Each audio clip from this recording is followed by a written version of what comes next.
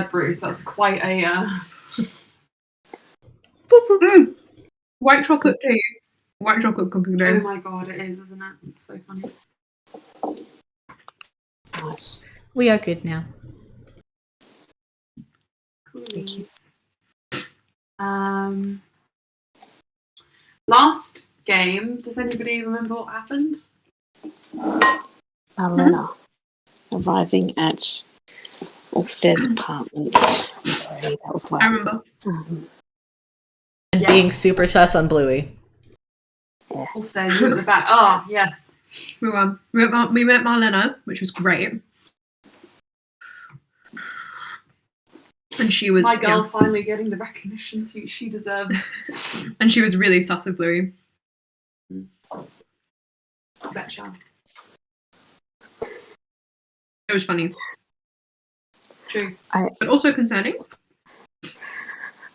I do have something to share with the class.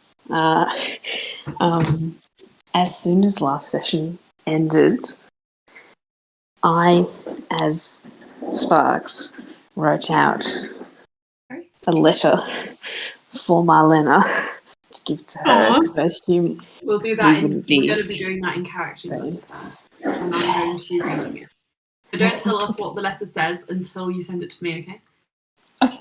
All right. That sounds iconic. So, We love that kind of commitment. I think it's only fair to put on some D&D ambiance. Just so you guys know, we will be finishing at 11:30 because I've been awake since 7:30. Valid. But So it's an R&R sesh. exactly. So is that just under 2 hours? It's almost yeah, just under. Okay. D&D.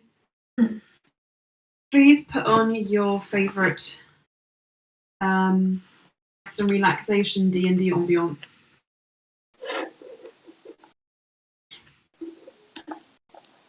God damn it.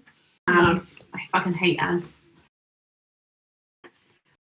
So, Anna, the only thing you missed of what happened was we are going to be having a minor, brief time skip halfway through the session for the duration of about 3 to 4 days as downtime so that you guys can relax. Oh, goodness. I just went through the ads. There we go.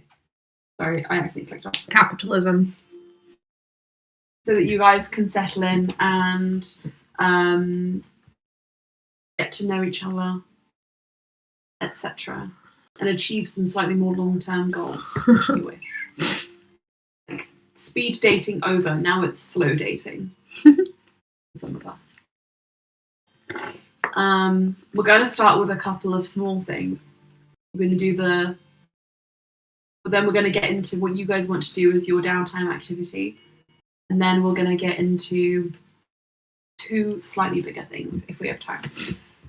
One of them I think we'll definitely have time for because Lily's been waiting all day for it. All week. Oh, my life. My life.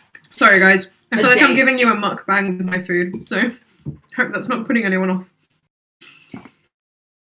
Starting off with the small things. Please, Bucks. Do you mind if I turn my camera off just for this so I can eat? Yes. I will turn it back on as soon as I'm done. I turned off the wrong thing. Okay. I understand. Blue Sparks, you are still at this moment. You can choose to not be later in Allstairs mansion, I mean apartments, which is really funny because actually written mansion, which is apartment in Japanese. His little flat. Mansion. Interesting. It's crazy. Is it like a Japanese loanword? Yeah. Yeah, the loan word into Japanese that changed the meanings when you took it from English to Japanese, which happens a lot. For example, and they make up words. For example, waishutsu is what do you think it is? Is it white shirt? It's a white collar shirt because it looks like a Y.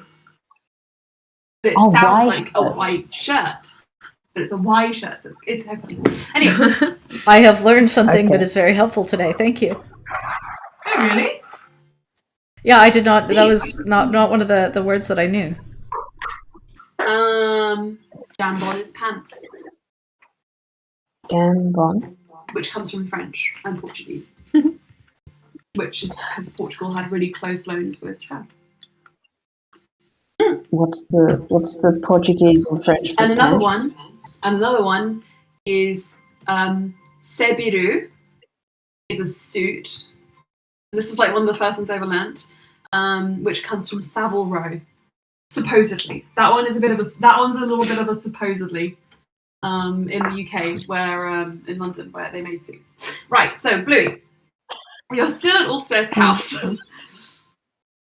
and Chillin'. mid-afternoon, you've had a good recce. You found the break room. Mhm. You found The break room. the sensory deprivation swing, which could potentially be turned to another kind of swing, a fun swing. Uh-huh. You found the personal little library.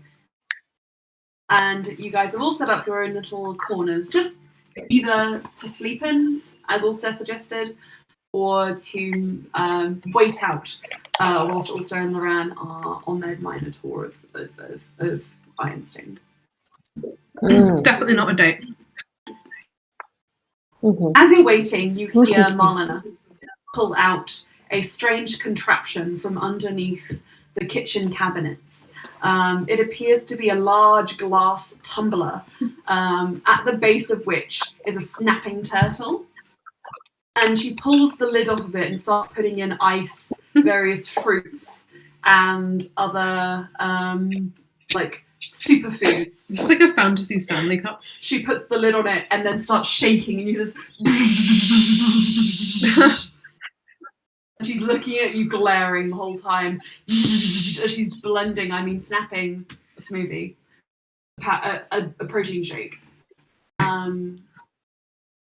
And she pours it out and the turtle plops onto the ground and dizzily walks away. And she says, "What are you looking at?"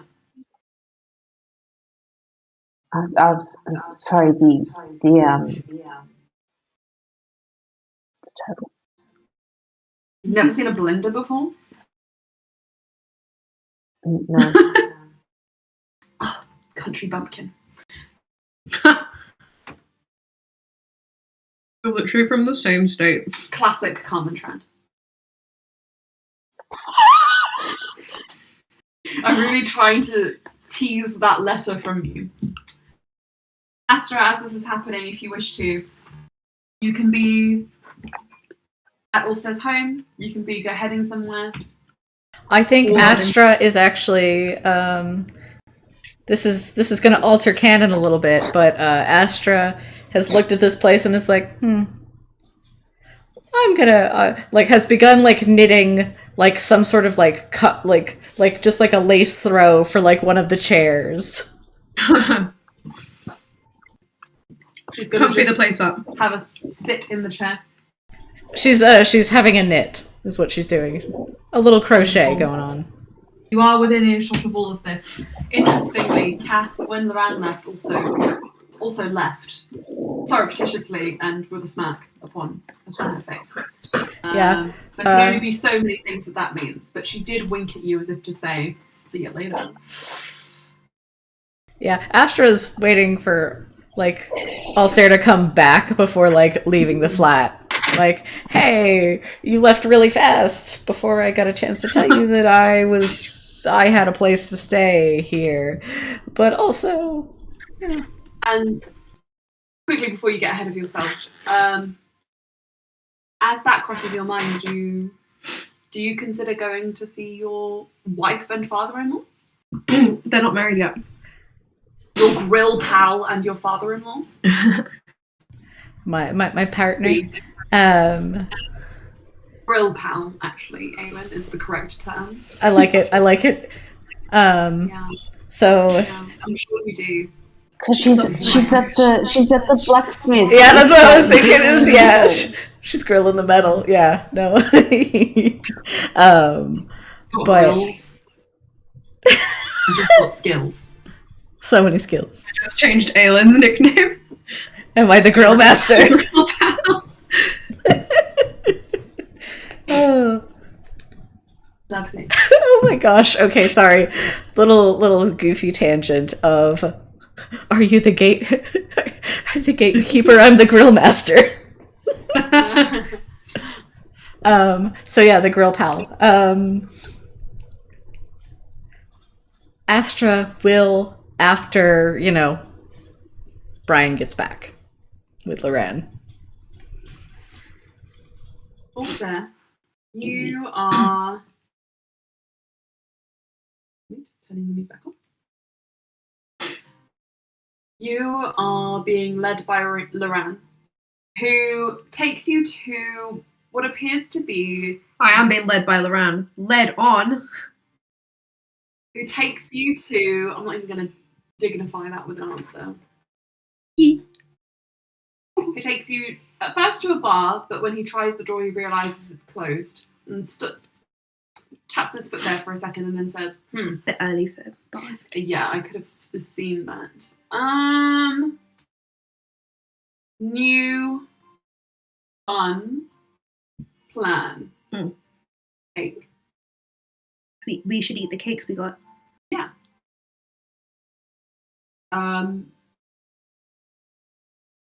What is your favorite kind of place ever? Yeah. Place ever. Yeah, like, what's your favorite scary movie? My favorite scary. My favorite place ever is probably my garden. Okay. But we can't really go there. No. So. A garden? A garden? Can do. Yes. And then I can take botanical drawing samples as we go. Oh, the greenhouse then. It's a interesting little place. Part of me feels like we ought to invite the others, but that's up to you, I suppose. Why is it up to me? This is your tour. Would you like a private guide? I'm getting mixed signals because you said that you wanted to be with just me, and now you are saying it is my option to invite others. So could you clarify what you would like to do?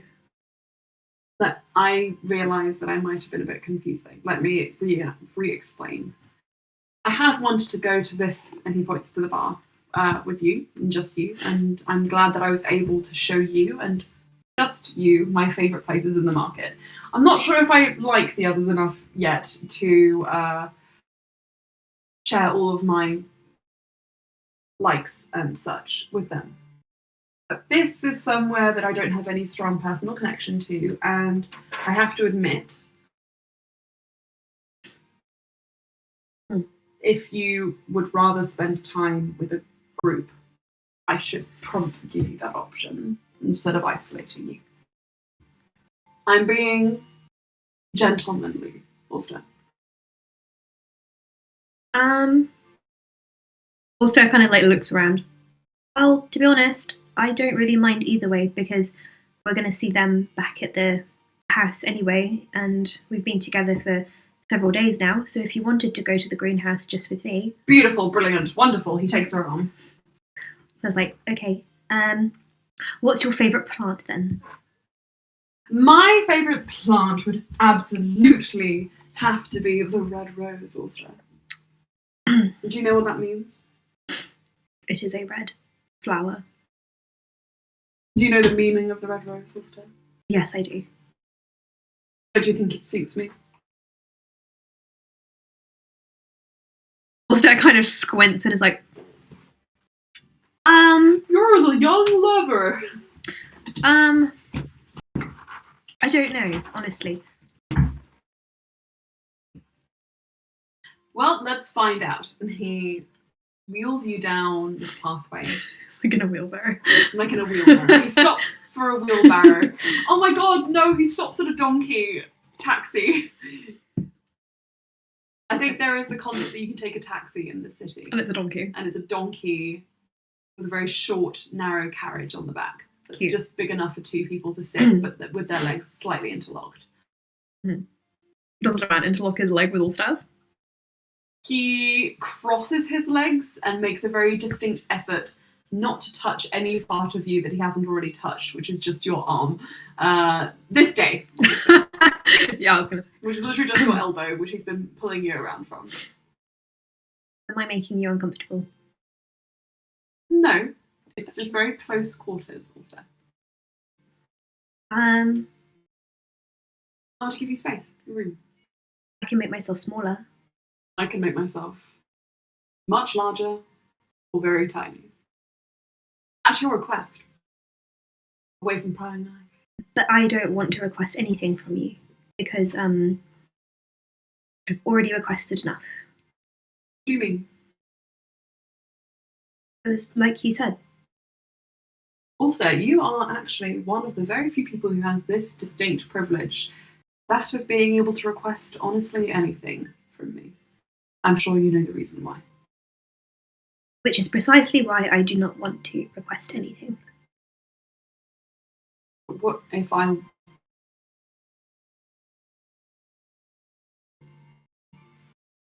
What if I said it was as a exchange? It would depend what you would try in exchange for. You've already got sparks and servitude, so That's true. I would like a flower plucked by you for myself. One that Okay. you think would suit me. are we allowed to pluck flowers in the garden? As You okay. But what do I ask for in exchange?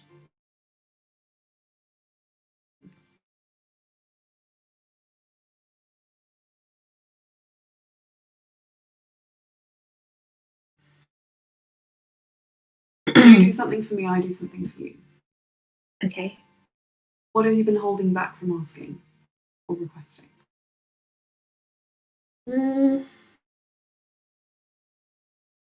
I don't want to impose things because being here and being brought here safely is already more than I can ask for.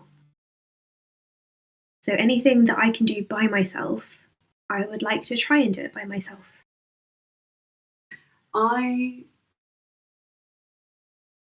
understand. If you could direct me to a post office, then that would be a very helpful thing. Post office. To When- send a postcard to Kev. Is that his name? Probably should send him a letter. More like a magical post office where they can send messages. Right. Also, I am a magical post office. It saps you of energy. How hard do you think it is to send a message? Well, you've been upset in the past when I asked you to send messages, so Oh. That's true. I am contradicting myself slightly. Let me put it a different way, which is that in the past, we were on the run from various foes, on the seas and trapped in dangerous high places up in the mountains. Here, I'm in control. actually the donkey's more in control.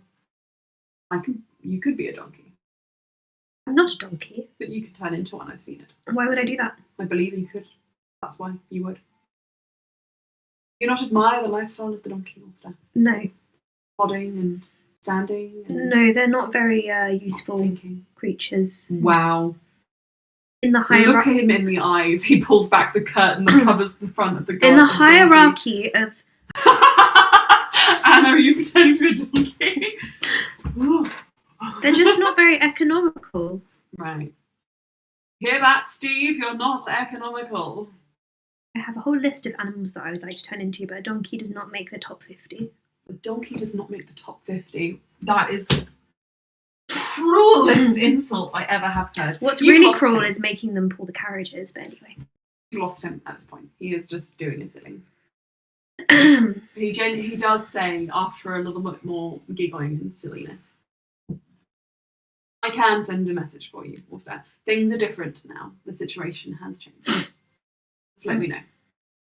And if you would rather go through a more official route, you may also go to the post office whenever you wish. I'm not your keeper. I can show you where to go.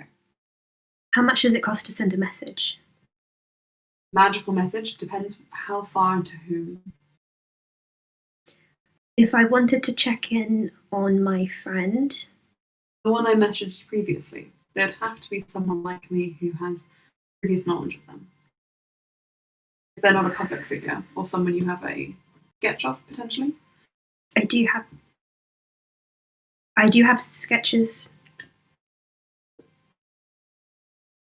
Fair enough. Oh, then it's your choice to make. Yeah, Steve. Keep going. Ulster kind of like thinks to himself for a little bit and worries his little journal. Be really honest with me. What would you rather I do? Because I'm struggling to make a decision.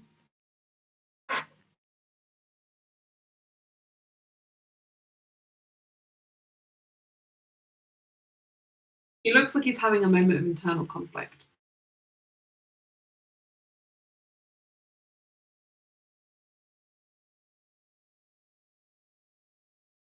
I think forcing yourself to make this decision yourself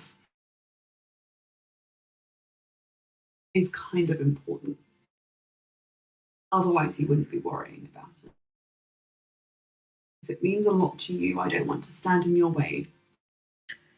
Well, it's more so that I trust you more than a person at the post office. And I feel like your casting will probably be, I was going to say, more than enough to get the message through. I just don't want to burden... No, I don't want to have to use you in any way that isn't fair. And if this is an irritating, cumbersome thing to have you do, I don't want that. Which is why I asked what you prefer. Well, then it seems to me that you want this, because it is neither irritating nor cumbersome. Have a think about what you want to say. And Loran sits back in the chair and looks out the window as you wander. Briefly bouncing back to the squad. Marlena has downed her smoothie and has come up behind you. Fight! Sparks, excuse me. She says, come on. Also, just a brief little interlude. Astra's just keeping an eye while knitting. It seems like Sparks has a handle on the situation, so is not going to interject. Unless things get heated between like her and Marlena. When Marlena says come on, Sparks is going to be like, okay. Come on, what? I'm sorry. She flushes furiously and says, no, that's not what I meant.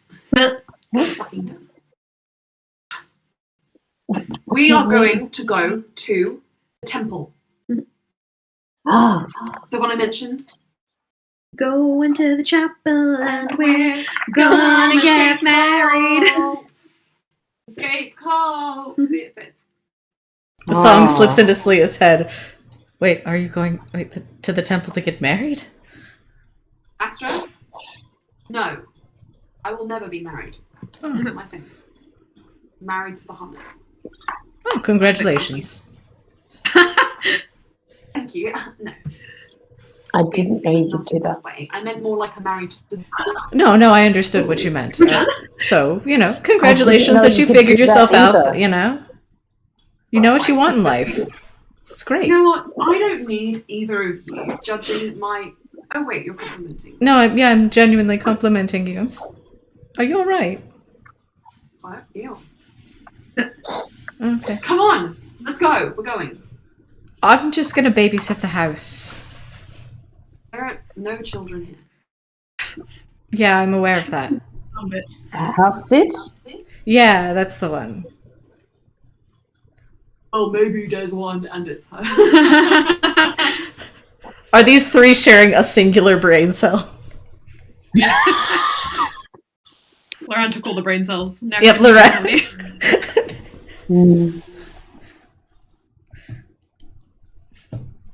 I'm really put by the fact that the person in this video looks like Alec Baldwin. Wait, look in person, don't you think? He does! He does. It's really off-putting. He's looking right at me. Maybe turn it around.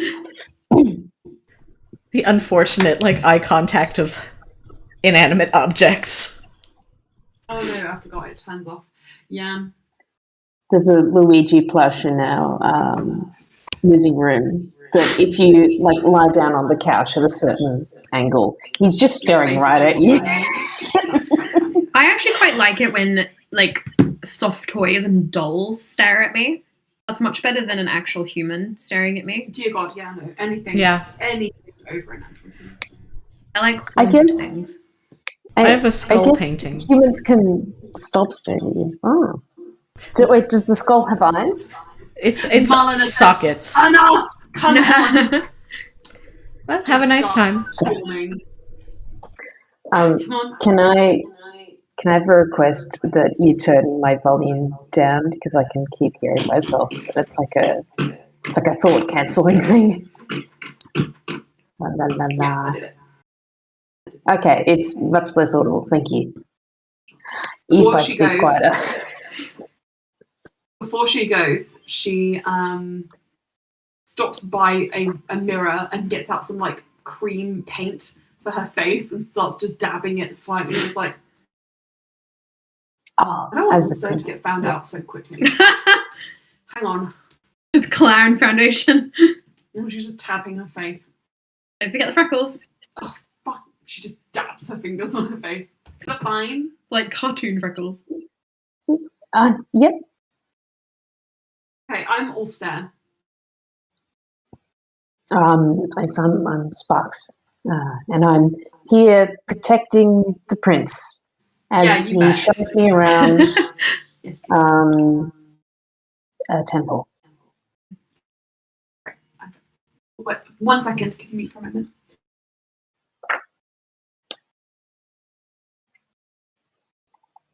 I didn't prepare. I'm out of water. Oh, well. I'm just trying to be on time. I'm being a timekeeper for Emma. As we don't know, but the resident non-ADHD person who is very good at keeping time. Time is a weird soup. Thank you for doing this. Hyper-organisation. So I'm crying. Anyway, when I don't get my routine. So you and Mara leaving Astra behind to knit, and by the time you get back, this place is going to be covered in throws. It's going to be super cozy. It's going to be cute. It's going to be way better than the weird minimalism greige going on. Oh, it's gonna have color because Astra's like, this place needs color. Malina stomps ahead of you, Bluey, and as she does, you guys make it to the fence, and Monsesval is waiting there, talking quite animatedly to someone just beyond the pillar of the wall. And he turns around. Blue, what's your passive perception?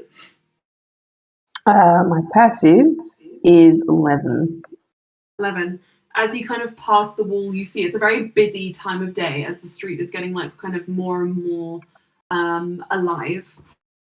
And when you sort of like move past, you can see beside him is one of the guards. And Mongzazal sees you coming, his eyes light up for a moment, and then he looks confused.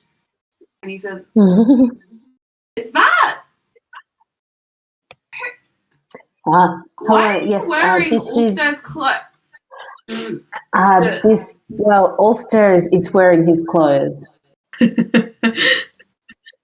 Yes, I'm sure, but That guy's far too masculine to be Ulster. Seize him. why are you also wearing Ulster's? Oh, There's only one Ulster wearing Ulster's clothes right now. make a persuasion check as the guard looks quite confused. Gave him the slip.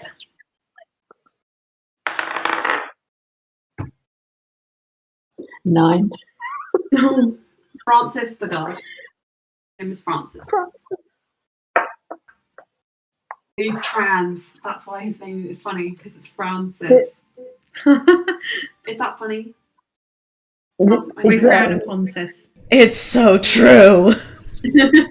Francis. Francis. Flounces.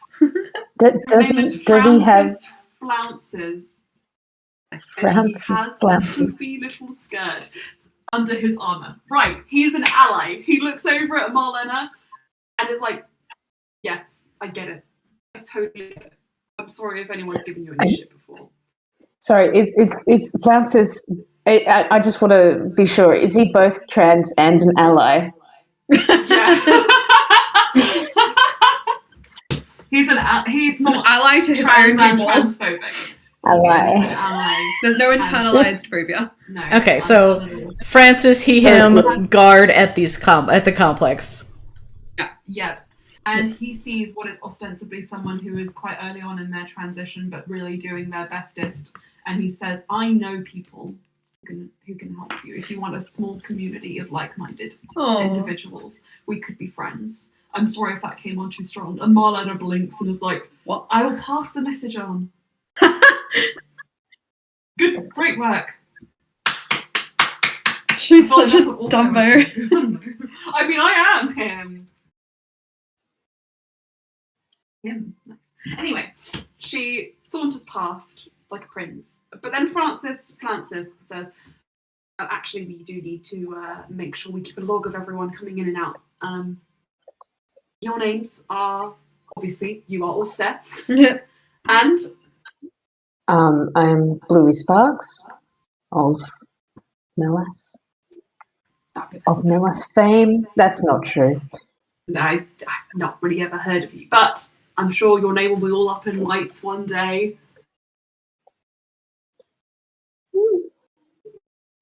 Could be. Bye also, now, it could also be and terrifying. he waves.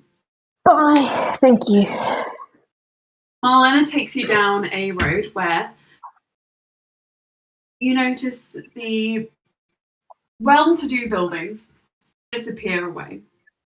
And after some twists and turns through the main city centre, you come to a quite significantly quieter, more open space. And this appears to be a religious area. There are a few temples around. And the thing that is most interesting here is a fountain, a beautiful fountain with a six-sided archway that meets in the middle. And thank you. Like over it, like a little cage? Like a cage, yeah.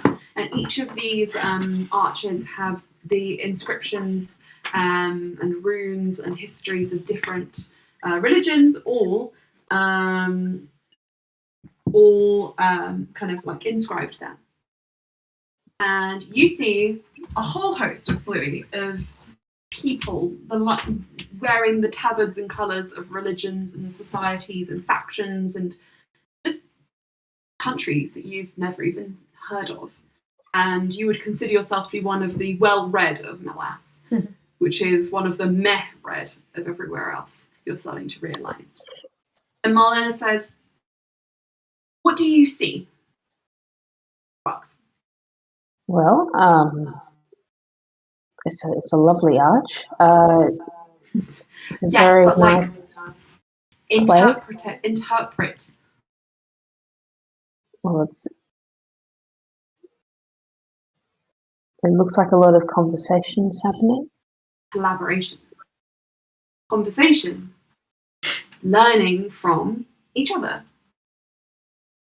There are, of course, hermitage societies that have their own value, but those are more often offshoots of larger things. They don't exist in their own little vacuum. And she walks towards the fountain and she runs her hands through it. And at the bottom, you see a whole ton of coins. And she says, at the end of each day, they collect the coins and they evenly distribute them around all the different temples. No one, despite size or the amount of people worshipping there, is given any special privileges. Everybody gets the same. Because they are all equal in importance and deserve to be known about, right? So, yes. Why don't we see Melas represented here? Harmontrand. Well, as I said, I believe her sort of worship is much more contained and localized. Contained, a good word. You don't need to have an answer.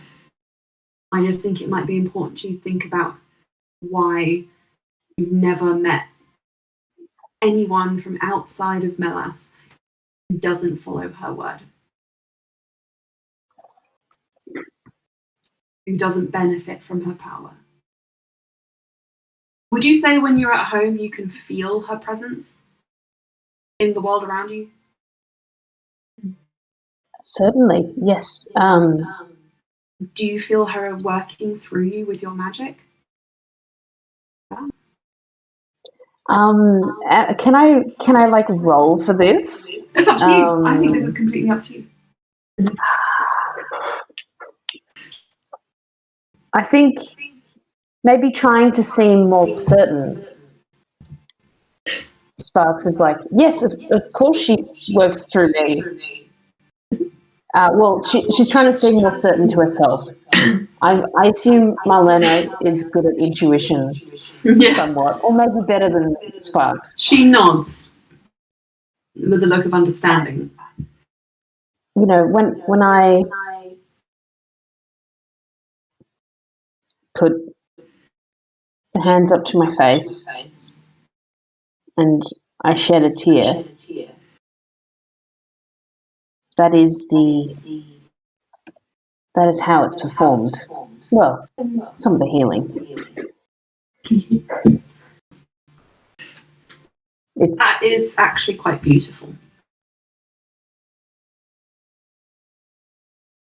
But it doesn't mean those questions aren't important. Because otherwise you don't know whether you're believing a beautiful story. I don't think Marlene has seen Sparks sort of perform any of that, like healing sort of magic or whatever. I think of that as like the idea of like tears of Carmentrand, like shedding something, but something the bully doesn't think about. Blue Sparks closing the eyes to do it, not looking outward to do it. That's really interesting. Marlena just says, you might want to just sit and listen. Yes. I can get us cake. Cake is really big here, apparently. Spruce and elder flower cake. I don't think Sparks has any coin on her, but I'll pay. And she goes off to get you guys some floral, yummy cakes that look like little butterflies. Very cute. Cake's Do you have good. anything you want to say before we move over?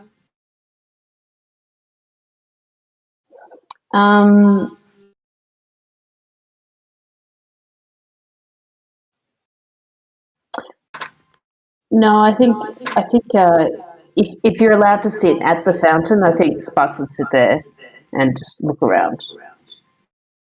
Looking around, you just feel all these warm, excited, and eager voices of all these different people speaking. I can hear Lala having a tantrum.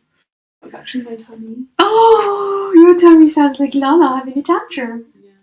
Yeah. Aylin, put a time code for Lala. No.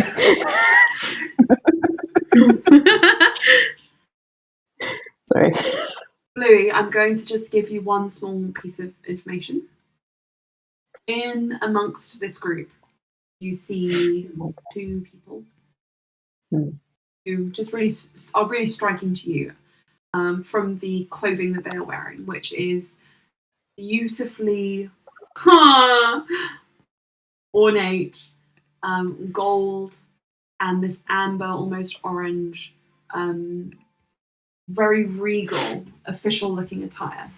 And they walk side by side. They're kind of like long robes dragging behind each other as they head to what appears to be the large sort of central area of information, which is a tall, narrow building with golden pillars and sort of similar stone and iron accents of the area that are typical of Ironstone. The gold is the only distinguishing feature that makes it so interesting to you. These two people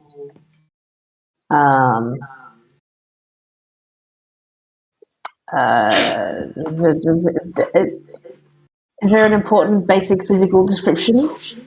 One of them is a tall human woman with tawny blonde hair and gold eyeliner under her eyes. And the other is a shorter woman with what looks to be dwarven or partially dwarven features, braids, and a sort of rough stubble around her chin, which has been to which sort of little specks of glitter in gold have also been added to. That's really cool. Thank you. So, the taxi pulls up to Steve the donkey. Steve the donkey reluctantly pulls up and hisses at you as you get out. Look, I didn't mean any offense to you. I just meant I didn't want to turn into a donkey Also, because donkeys it's best are. to just move on. Let it go. He's beneath you. No, he's not. It's just that because of the donkeys always being used for taxis, it's really bad for their legs. Look at this beautiful place, and ahead of you see a set of stone stairs, which are carved into the edge of what is a mountain, essentially. They don't go up very far, and this is not a very large place. But what you see is very out of keeping for the rest of the city is a large glass greenhouse, the base of which is made of stone and has a halfling-sized home built into the base, atop which is a everybody-sized greenhouse, which goes up 3 stories and is the length of a small dining hall in the palace. Big enough to hold, you would think, at least 3 different ecosystems worth of plants, also, which is very interesting to you. He immediately forgets about Steve and wanders in. Inside, you see there are 3 options. There are microflora, microfauna, and megaflora. For the sake of time, I'm going to say that Ulster takes his sweet time going through every single level and explaining everything he knows to Loran, but then also sharing his delight at the things he doesn't know and making really detailed sketches of the things he doesn't know. Amazing. So, Loran looks around at all of this and then says, Give me just a moment of your time, please. Luckily, I know the people who run this establishment. And, well, they do occasionally allow magical types like myself to forage from their fauna and flora. Oh. I have used their ingredients in my spell work. And I do frequently come here as a more sustainable alternative to the arcane district, which can be operating on fairly wide margins. So if you would like to take something small, I think I could allow that. Well, the thing is that I don't necessarily have to take something. I would just need to look at it for a while, and then I can make it. So if there's anything that you specifically need, if I understand it. Well, there is one thing that you promised me already, which I would like you to choose. Oh, you want a flower? Yes, I do. Right. Something from here. Wolstead disappears off into the shrubbery. Yeah. And I think it's you'll quite come back. humid in this area, and so you feel your clothes kind of sticking to your back. How urgently is Wolstead looking for this thing? I think he's taking his time to consider. As you're kind of doubled over a whole bed of plants, consulting the sort of like crudely drawn map that you were kind of handed at the entrance, you, yes, of course, you hear a cough, hearing of throats beside you, and you look around to see a kindly looking gnome. Hi. He pushes back his hair, and he's a kind of like sun-tanned face with a short, close crop grey hair, wearing overalls and with his sleeves rolled up, and he just says, "You're deeply engrossed there, if you don't mind me asking. What Yes. are you looking for?" I was asked to procure a flower for Lorand Hain, who I believe you know. Ah, yes. Of Yeah. course. I was an old friend of Corvius, his teacher, His teacher. at the academy. He wrote me before Lorand moved here. Oh, yes, his school. Yes, well, when you have a child with a troubled upbringing, it is only fair that you give them a few friends in every city and every place they go, and I hope that I am considered one of them. Yeah, that's really nice. Also kind of shuffles around and he will grab a snake gourd. Oh, that's actually quite pretty. He's going to grab one of these. What does it mean? He just thinks it looks cool. That's going to be fun to find, though. Snake gourd. You start rifling through. Hang on, I'm going to look up the meaning. Did you say snake gourd? Yeah. Mm.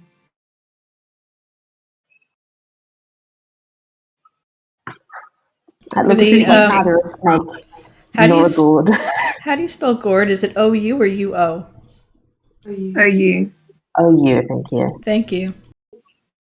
Very pretty. It It's means a member of the pumpkin family. it means fertility and longevity. Oh, yeah. Lorand Very always Lorand. does those things. As you choose this, the gnome laughs and just says, well, I do wish you all of those things that this plant promises. It's longevity, so if he has it, he can wear it for a long time. Fertility too, so I'm sure you will have many, many children together. We are not together. No. You're not together? No. Also, if you said that loud enough, I'm sure my father would have some sort of aneurysm. I don't care who your father is. He mimics you and he just says, well, I don't know about you, but I wouldn't look that hard for a special flower for just anyone. Thank you for your patronage, also shuffles off with the flower. Come back anytime. Bring friends. Yes. With the snakes. Oh, I like snakes. And he's gone. You emerge, and Loran is waiting for you. Here. He holds the little flower on the tip of his finger. Oh, that's very fluffy. What is that? It's a snake gourd. You eat it? Well, I mean, I got it for you to wear, so maybe not. He tips out his tongue. I'm joking. And he turns around for you to put it in his hand. Also puts it in his hand. You wanted something to eat, I would have gotten you a strawberry. Strawberry, he says. He looks kind of leaning over his shoulder. Yes, because you look like a strawberry. Why is that? Because I have red hair. Well, it's kind of like, he kind of like shapes the sides of Loran's hair. See how it kind of cuts down here, and then here, and he puts his hand all around until Loran's hair looks like the top of a strawberry. See?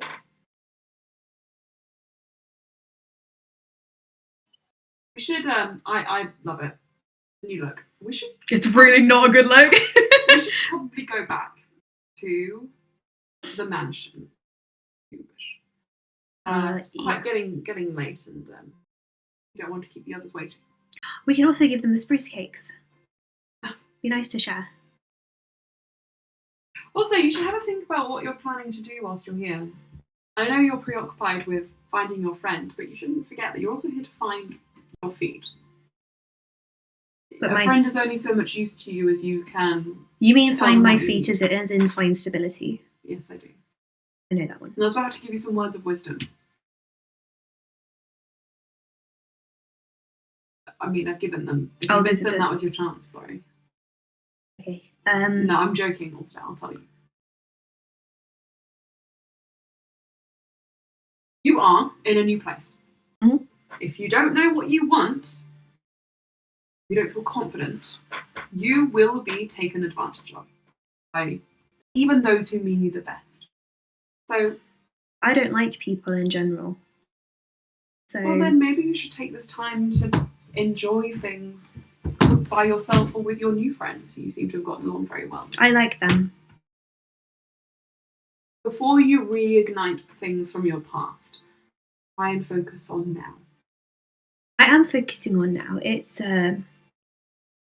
just that I'm worried for my other friend. And I mean, if we're happy and installed in my house, then perhaps I can spend some leisure time with my new friends, but also try and help and find my other friend, and maybe then we can all meet and be friends together. Indeed. I know I have already met him. I told you that. Yes. It would be good to see him again. See him and see what's happening in his life. Are you friends? Business partners, in a way. That's good. Can be the basis for friendship. Well, go back. I have my message, so when we get back I will tell you what to send. And so, back on Steve. Oh wait, sorry, last thing. As you guys are heading back via Steve, Loran does just say, and also, if you can't find your feet in your mansion, nothing's stopping you from finding other abodes. I was going to say I don't really want to sleep there. So if you have a cupboard, like I said. Oh god, I didn't mean... I asked earlier, I thought that was what you were referring to. Yes, you're right. You did ask earlier, and I just made it sound very salacious. Not really. No? Okay, then I'm in my own head. Let's go to my house! Should we tell your friends we're going? Perhaps not. You're right. Come on. Also, it's just like, Maybe we could message them as they head off. Later. You guys disappear into the night.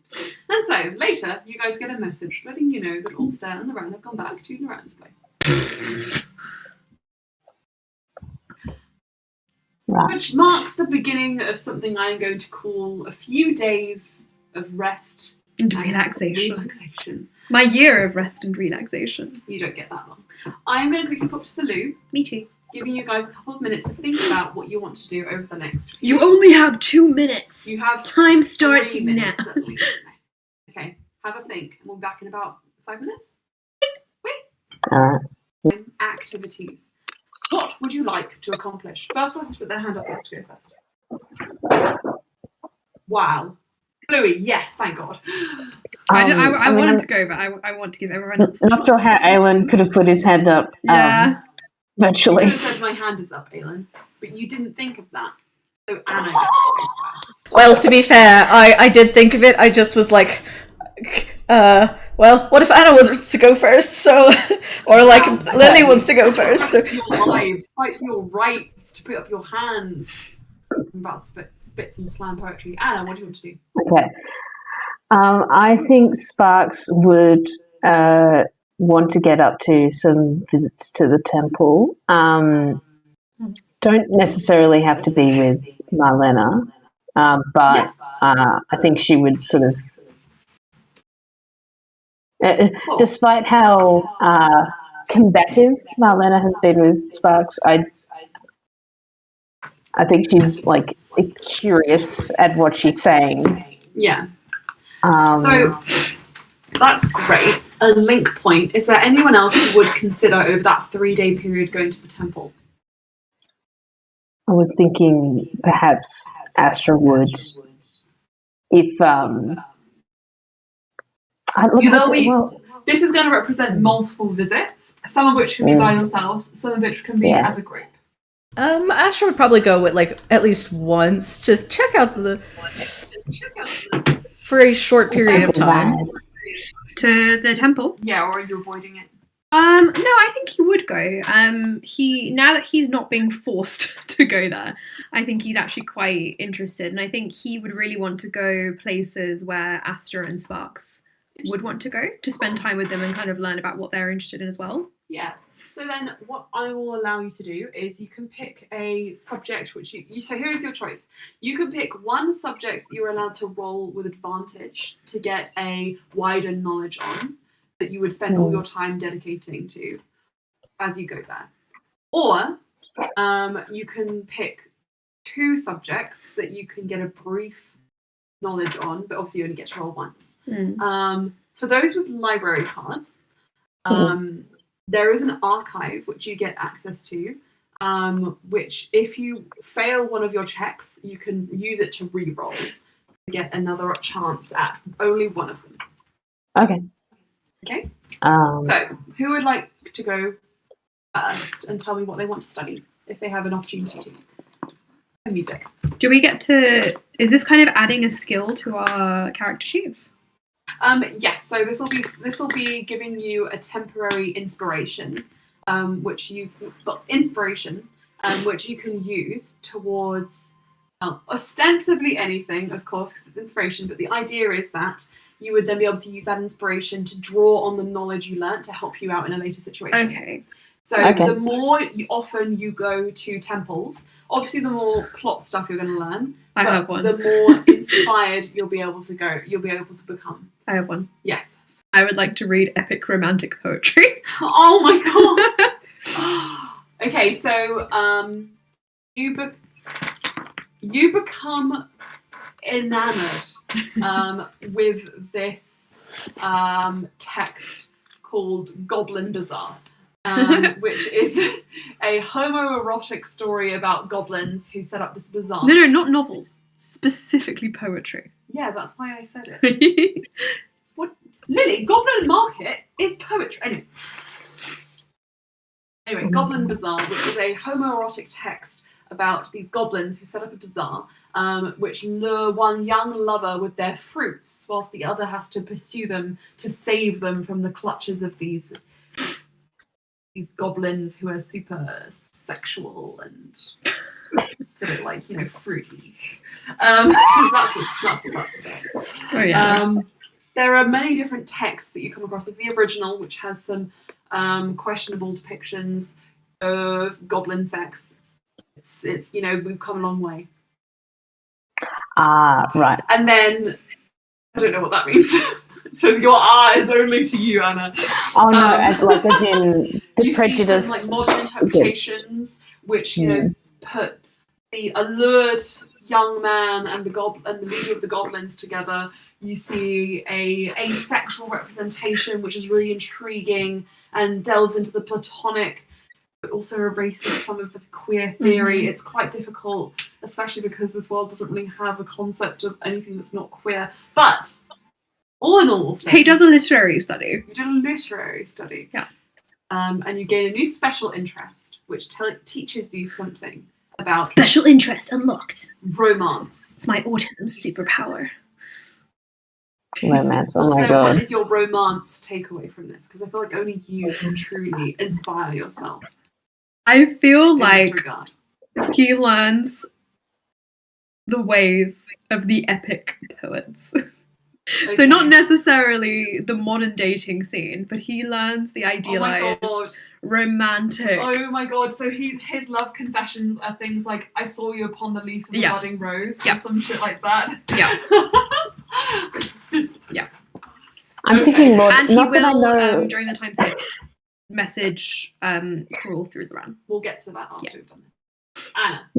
Not that I know much about Lord Byron, but was Byron? I don't know. You find a new moniker in Lord Brian, who inspires you to take the pseudonym Brian. Jesus Christ. Yeah. Okay. Yes. Okay, I think he shares all of this with you, though. Yeah, you guys are all together hanging out, like in your study breaks. It's quite cute. real info dump. Astra loves an info dump. I think Sparks might be thinking about her oaths, and one of them being vigilance, and really hearing about threats to the world that's outside Melas. I don't know, would this temple have like newspapers? Yes. I think what you're looking for are the transcripts of announcements by various town criers across the country. yes, which are kept by local bards, as well as detailed in copies of important letters that need to be known by the populace.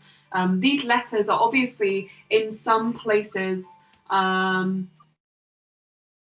put up on these boards, like displays, connected by sort of like wires to everyone's home. So they have a little bell that rings every single time.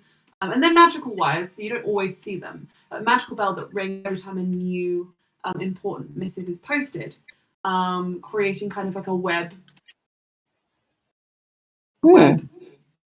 across a web. Guys, sorry, yes, a web. It just clicked. Thank you. Of communication across the country. However, there are some places that don't have the web.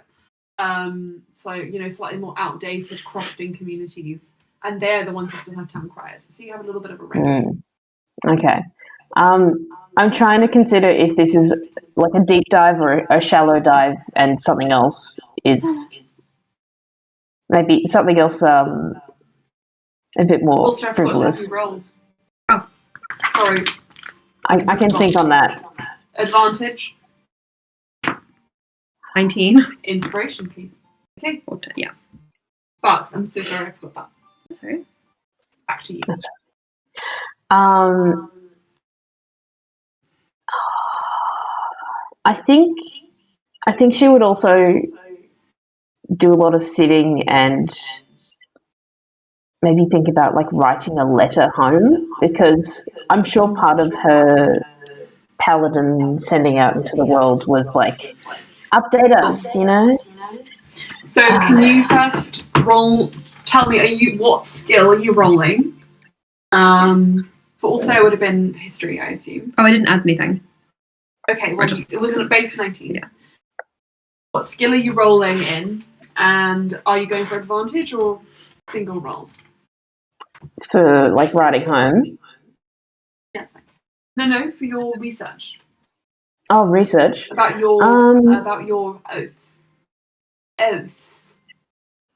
Well, I think she's thinking about one of the oaths, vigilance. And So maybe like roll in perception or investigation. yeah, I might try.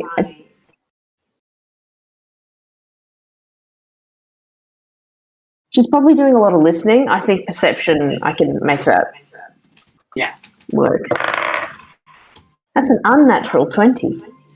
Okay, I like the way that, first of all, inspiration. Second of all, I like the way this play out being much less about actually reading, but more about listening to people recounting what they have learnt to you and internalizing that and drawing your own sort of meanings from it, and asking questions and just talking. So maybe an extension of going to the fountain with Marlena, you actually get involved in some of those conversations and find something interesting about different religions or different societies around the country. And then, of course, yes, you can write a letter home, which we will get to at the end of this rolling. And Astro. Okay, I would like to do something potentially interesting or fun. I would like to roll like essentially like let divine like connection give her a direction to research. Sure, okay. Give me 1 moment.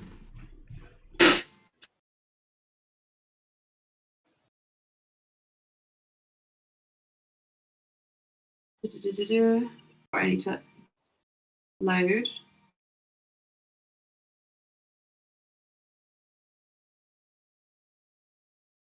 Oh, I'm not logged in.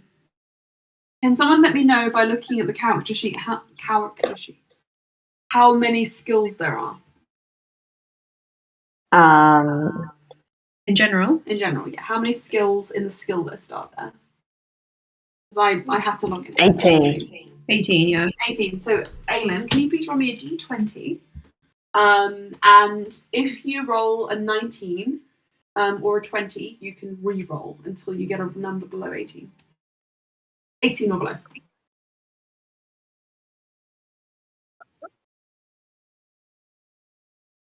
So I yeeted. I'm gonna have to. That's a re-roll because it was a natural 20. Yeah, of course. Yeah. Aylin dice, any of the low stats. What's really funny is that you're like, it's Aylin dice, and I'm like, y'all bought me these. Yeah, we are. Okay, so that is now a 12. So 1, 2, 3, 4, 5, 6, 7, 8, 10, 11, 12. Perception. Hey. Ah, okay, cool. I like it because I'm not proficient. Can I ask you, just as a small general question, what is something that Astra is always looking for? And you can interpret that however you like. I think it's that which they don't know. Like, they kind of crave knowledge. Okay, then I'm going to break us away from this in a moment. First, I would like you to roll with advantage perception.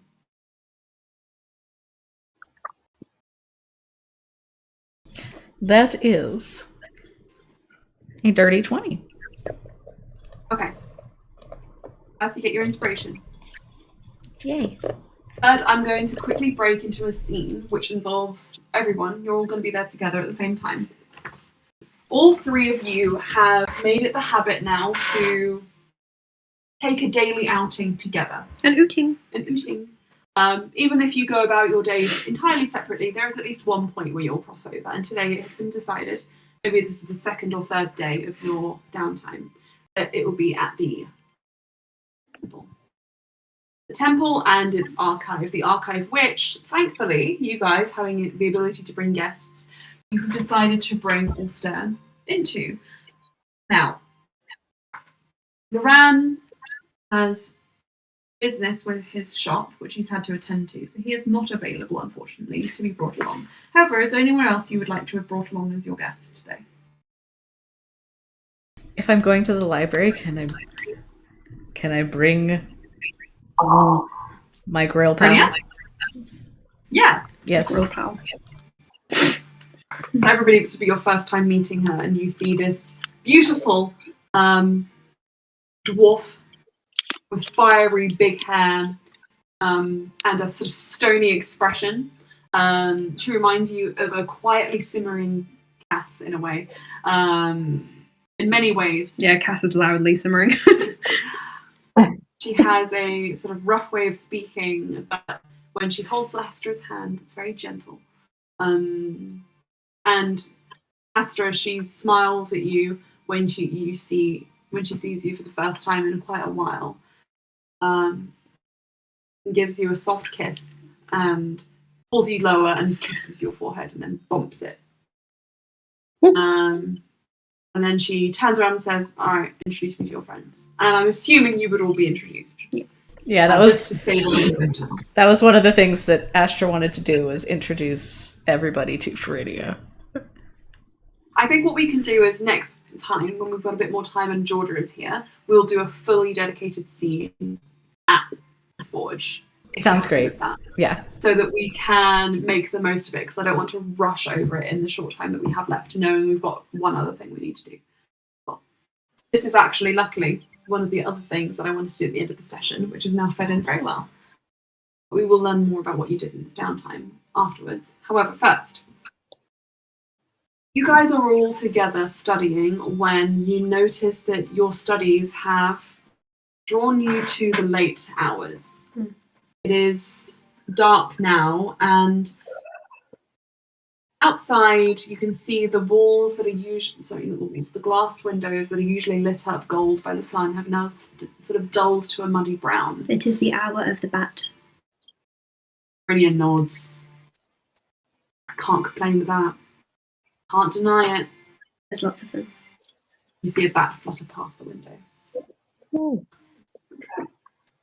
And I like to think, all of you being neurodivergent, you found your way into those comfortable, cozy, forgotten, sensory deprivation tank corner you could ever possibly find in this archive. And Sounds in about right. doing so, when you guys go to leave, you notice that perhaps, you are the only people left there. Spooky. That's very quiet. What is actually, let me just check. What's your passive stealth? Is that a thing? I really feel like No, you have to roll. Okay, right. I want to make this a thing. I feel like it would be like, it would function similarly to your passive perception. Is if you're proficient, then you would, like, it would just be like 10 plus your proficiency modifier plus your stat. Yes. If you're proficient, or not if you're not proficient. Who here is proficient in stuff? I am not raising my hand. No one. Okay. If Can I I have then this, have you all roll me a stealth check, please? okay, right. Do you want a stealth check? Yes, I'm going to explain this in this way. It's the natural quietness you feel required to perform walking through any library. It's affecting you even when there's nobody else there. 12. 12? 8. I had to roll disadvantage. 11. Sparks is not. I don't think Sparks would take it off. It's really just sort of, you know. Always ready to go. Yeah. A 17 from Faridia. Pretty good, actually. Astra's too excited, so just their tail is periodically hitting things, just like a cat. What did you roll specifically? Oh, sorry, it was an 11. 11. Okay. Let me just check this. Haha! I win, apart from Freya. Oh my god. Also says breaking stealth. Yeah. It's the best time to be in the library. Quiet time. And nobody's quiet. Hang on a sec. 12. 11 plus 8 plus 17 divided by 4. Tattoo! Okay. With an overall score of 12. Tattoo. Tattoo. You guys click, clop, bunch, slightly, and then like through the corridors, and then you guys catch yourselves partway and like. Shh. But you have definitely made a ruckus, and that is what alerts the two figures ahead to stop and look around. Ahead of you guys, just around the corner, you see wearing a dark cloak which covers their features, holding a golden lantern, two individuals, one being quite tall and the other being fairly short. And Sparks. In the lamplight, you recognize a slight golden glimmer from under one of their eyes. Hmm.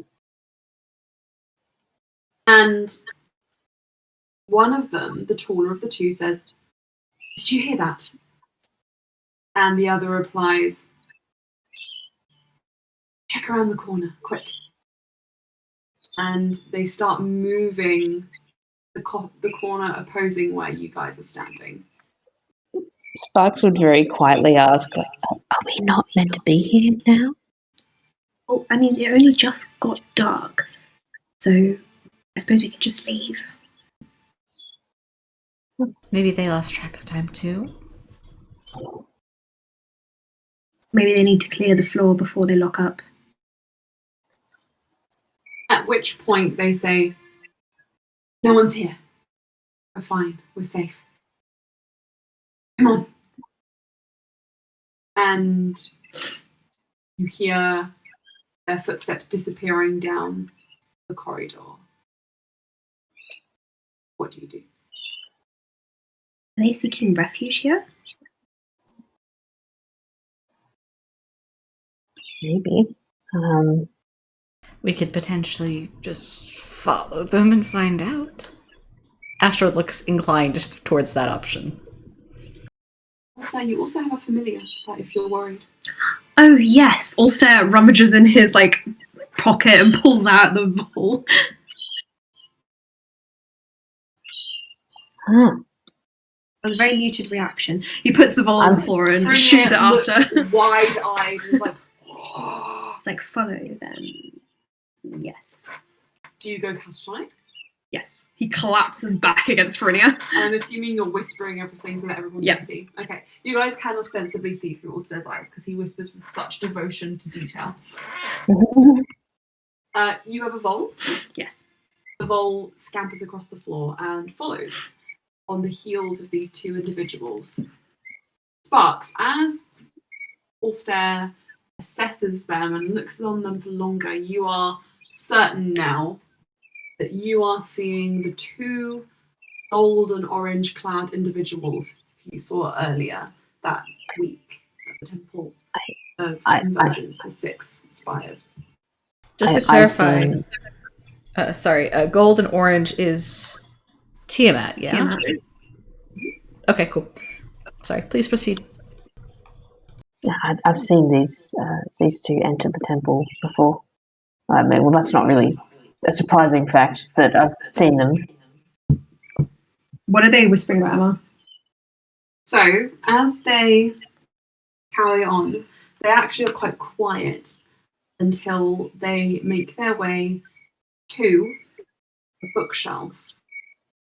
Now, also, I'm going to need you to make me a perception or investigation check. That's all right. I think we're going to end up going a little bit closer to it next, I realised. It's +5, which is a 12. A 12, okay.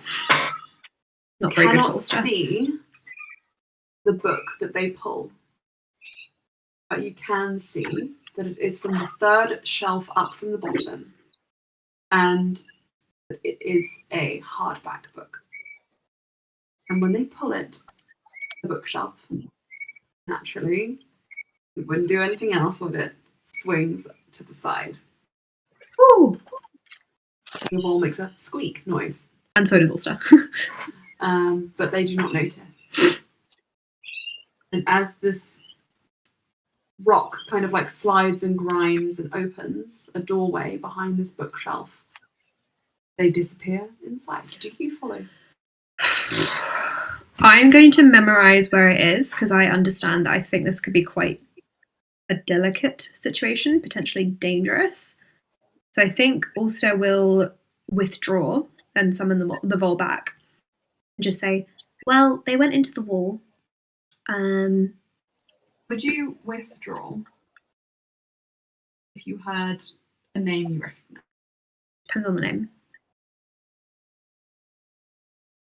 I don't know whether you'd say it out loud, so do you want to mute and I'll tell you if you can pass it on. And don't show. I was about to say we have a lip reader, but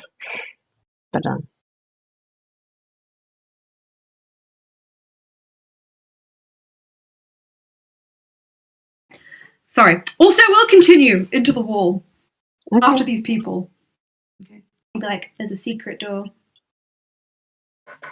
If my Vol does not return, I will just summon him again. So do we hear the name? Okay. Okay. That's why I had Lily turn the mic off. That's fair.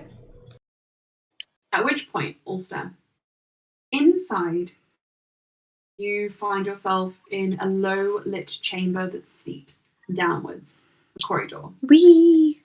It goes on for quite some time. And Can I crawl up into a ball and roll down? in following them and probably doing that, you hear the following.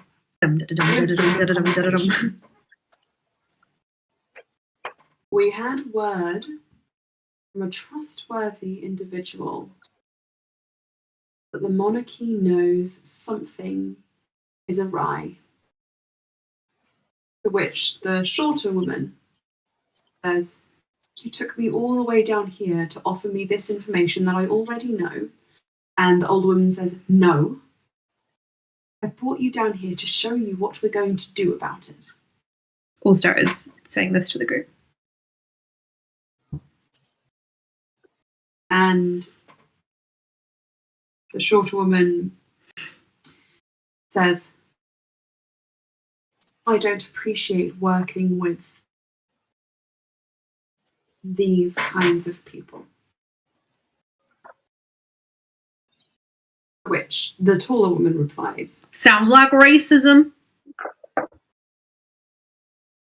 the Thieves Guild can help us in ways I thought we were going to some dry shit. No, That's in just ways classism, I standing guess. members of society cannot.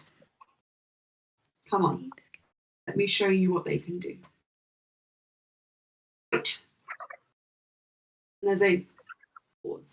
Ulster cronks against the wall. I mean, your Vol, make me a stealth check, please. Yeah. Shall I look up the Vol stats? You can use a mouse or a rat if you have those. Where's stats? Hold on. Oh, they're so cute. La la on the floor. Da da da da da. I have no stats. That's okay. Make it a +2. +2.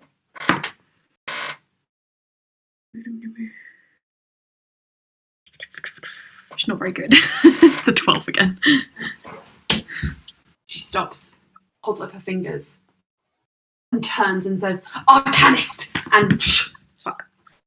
There's a flash of light, and you are back in the library.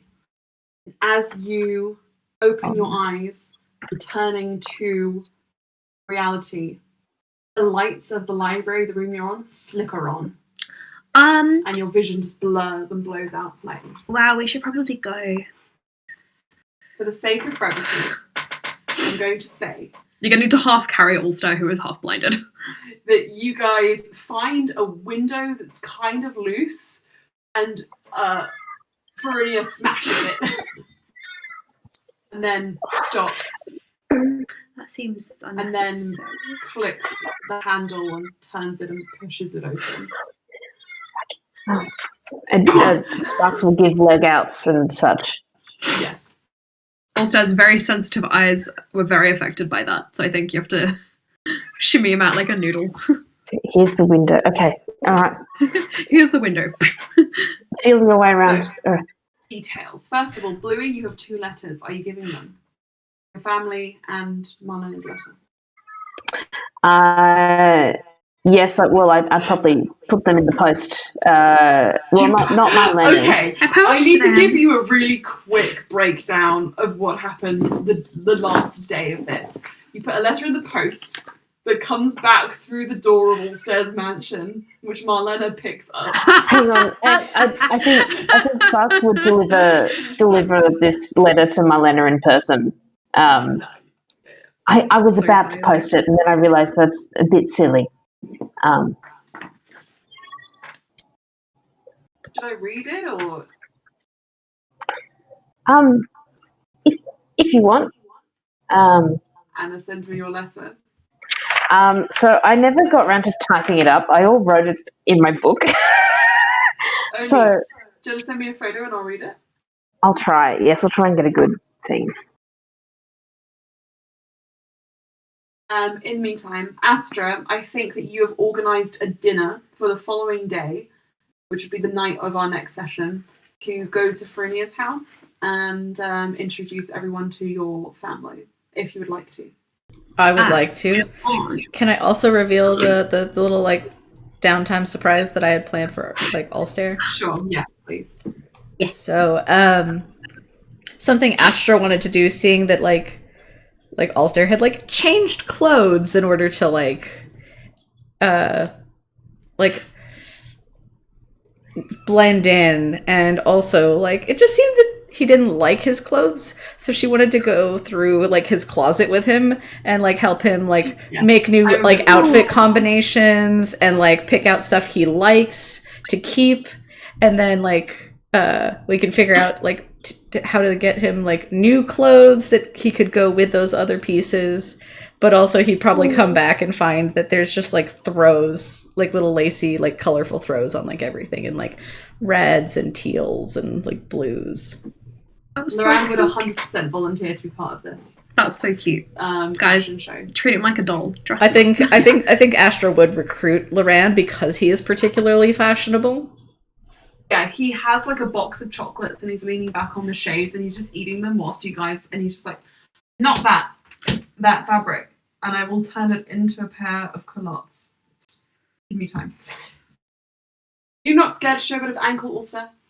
What's wrong with ankles? Exactly. He winks at you. I think this is a wonderful idea. Astra, I really couldn't have come up with a better idea myself.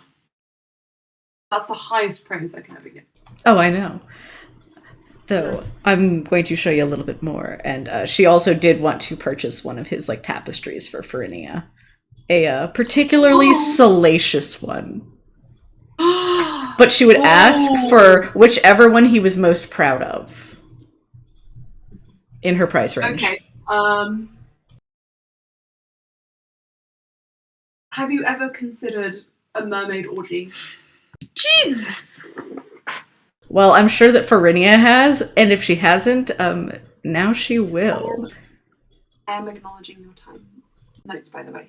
No, I was just saying, if we're going on more towards midnight, then I'll stop sending I'll them. just do a little bit longer, maybe. Okay. I think. Yeah. If I feel okay. I will stop sending I'm reminding Emma every 10 to 15 minutes of time. As Farinia is now involved in the concept of a mermaid orgy, she is very pleased. I'm guessing Ulster does not know about this, so. I'm not frozen. I was just being very still. I was like, what? Anyway. Can I clarify? Is the mermaid orgy thing, is that a bought tapestry? From Yes. Loran. Oh, okay. Loran will happily donate an even worse one to Ulster's apartment to piss off his dad. Can I ask if Ulster has been spending his nights in Loran's house or in his apartments? This is the question for you, Ulster. Mhm. And I think it's something that Slia and Astro would have noticed. No, they're the same person. Sparks and Astro. would That have wasn't noticed- me. That was Slia. No, they're the same person. Sparks and Astro would have noticed. Do you go back? I think he'll come back during the day, but I think at night, I think he would be very uncomfortable to sleep in a place that so closely resembles his tower. I think he will leave, and he'll probably get anxious the more time he spends in the place. But I think the throws definitely help him, and he would prefer to be in a room that has more personal touches in it. If you go to Loran's shop, which is somewhere I assume you guys would hang out quite a bit anyway, just from interest and to purchase sexy tapestries. Also, when you go there on the first night you stay, Loran puts out his sofa and turns it into a bed for you and keeps his big, beautiful, luscious bed for himself because he's Loran. Also takes up like a tiny bit of the space on the sofa. Is it one of those things where the longer you spend there, you get an inch more space each time? I think also just likes to sleep in a little ball, so I think he would wrap himself up in one of the throws that Astro then on made. the second day, rather than this couch, you've given a big beanbag. Oh, yeah, he likes that. Nice. Okay. Slight return to form. All of you guys are having breakfast together when Marlena opens up this letter, Ulster. No, Sparks. So many of you. I could read it out if you'd like, because I know my writing the best, and it's very pale ink. Yes, please tell me. Okay.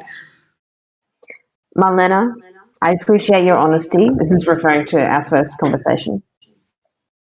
I could tell you weren't comfortable the other day saying that, or comfortable with me.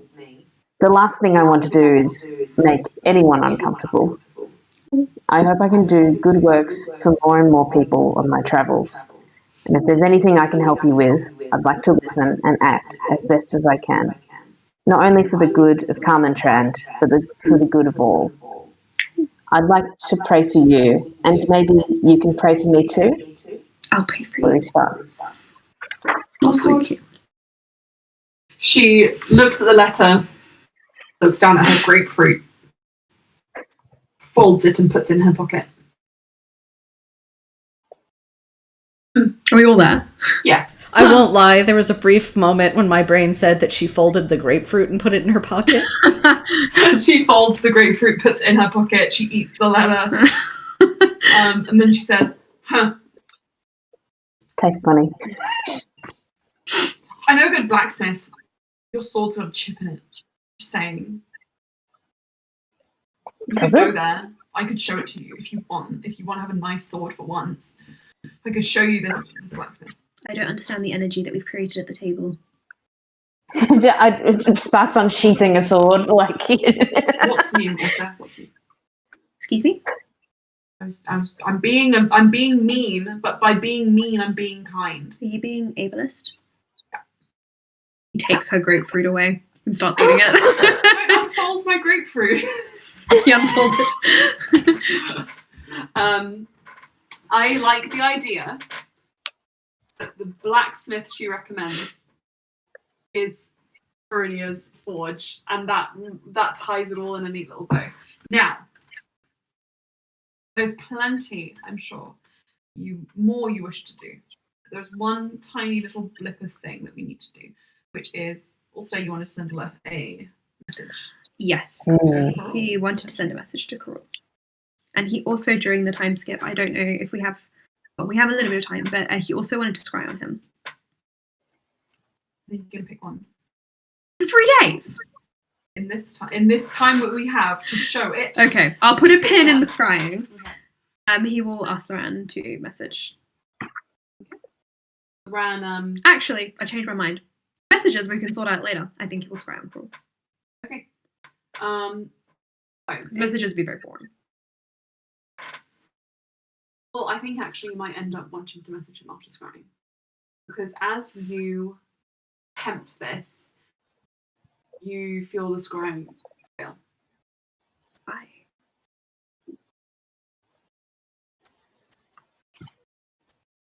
He immediately goes to Loran. Loran, Mm. I couldn't see him. Okay. What would that be? He like grabs onto Loran's forearm and gives it a little shake. I need to know if he's okay. I'm sure he's fine. You said he was powerful, Steph. Can you message him? Yeah, I can. Give me a moment.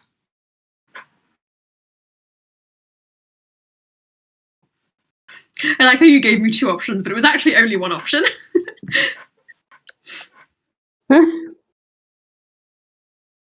Loran starts kind of casting a circle and says, also, can I just say, that if somebody doesn't want to be seen, they won't be seen. And especially someone with this level of power. He knew that I was looking for him. Maybe he's having a private moment.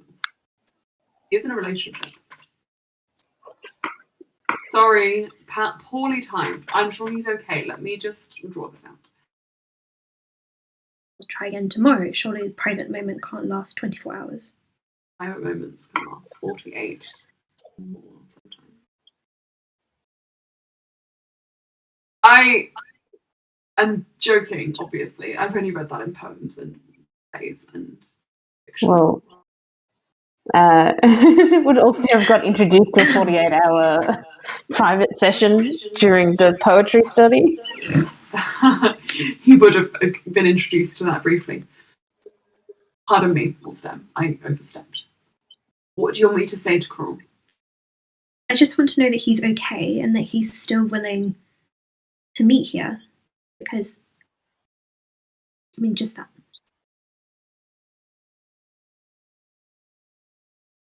I'll say it out loud so you aren't left in any unease. Thank you. Crawl. Just want to know if you're still willing to meet in Ironstone. If you can also give some information about your whereabouts.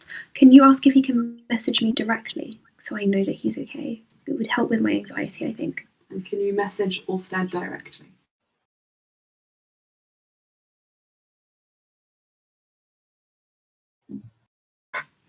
And the moment passes. And the Loran nods.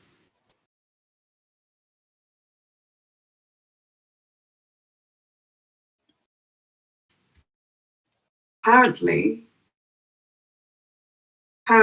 he left town after a business deal went poor, but he will be coming back once he has his affairs in order. It should only take a few days. He said to expect a message in moments. At which point, Ulster, you hear a very familiar voice in your mind ring forth and just say, I am sorry I haven't reached out personally before. Of course, you have my attention when you need it, Ulster. Give me time.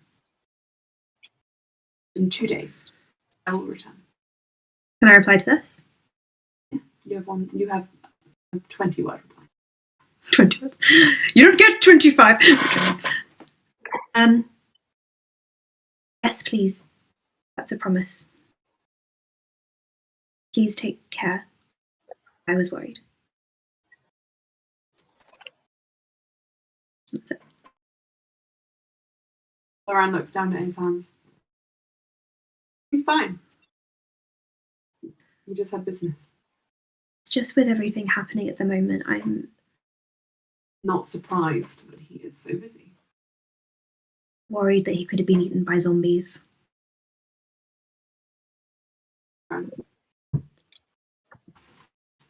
Well, that does not bear thinking about Ulster, and Loran stands up. If you wish to, I would love to try taking you to that bar again. Sure. That sounds good.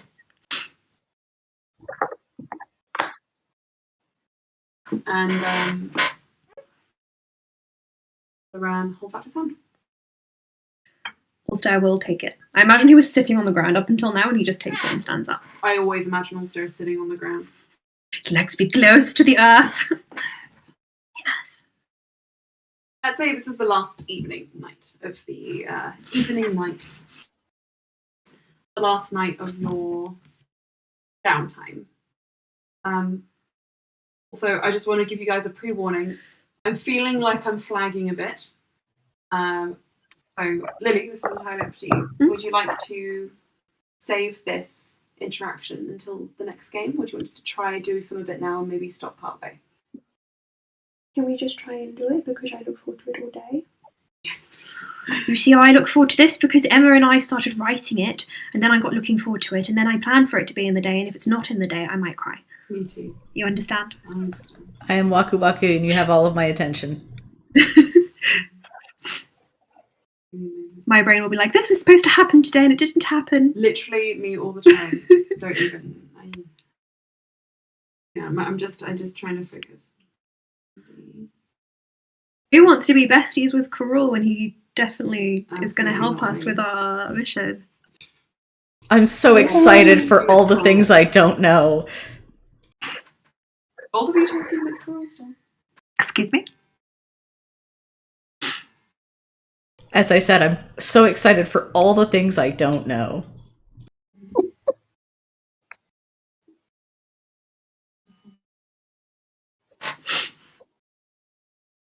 So, as you follow Loran, he leads you this time down that same side street to an open door. Although, as you make your way, also, your attention is caught by a small shop just around the corner from this premises. It appears to be a second-hand shop of some kind, selling antiquarian books, and it is perhaps Filled with epic poetry.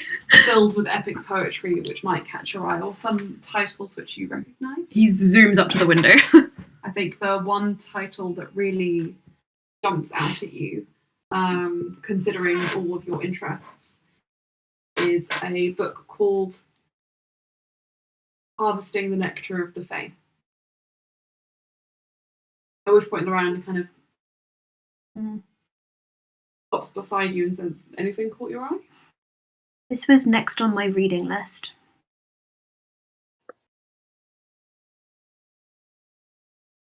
Interesting. They didn't have it because someone had apparently taken it out and then returned it with stains, so they had to get rid of it.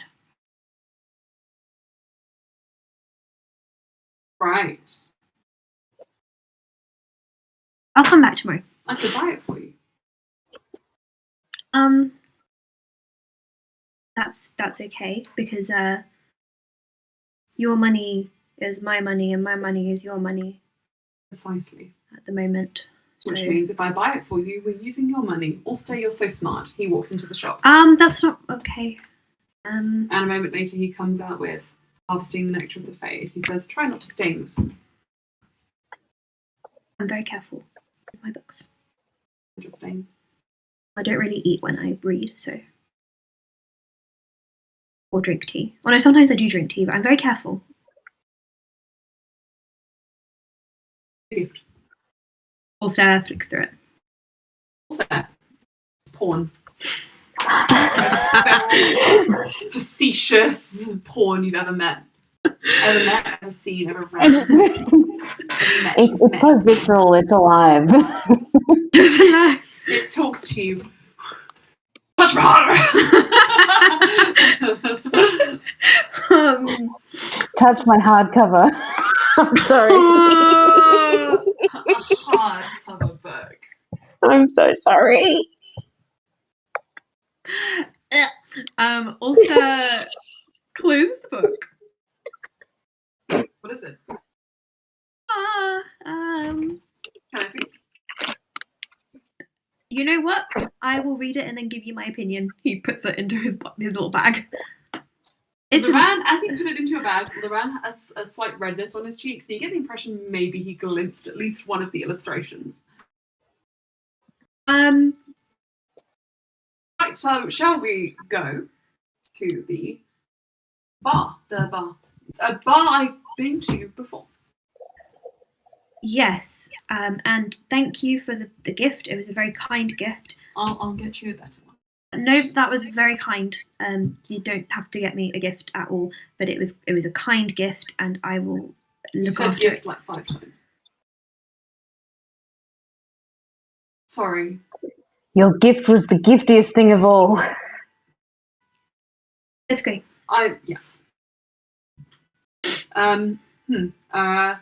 Let's go. And Loran holds onto your waist.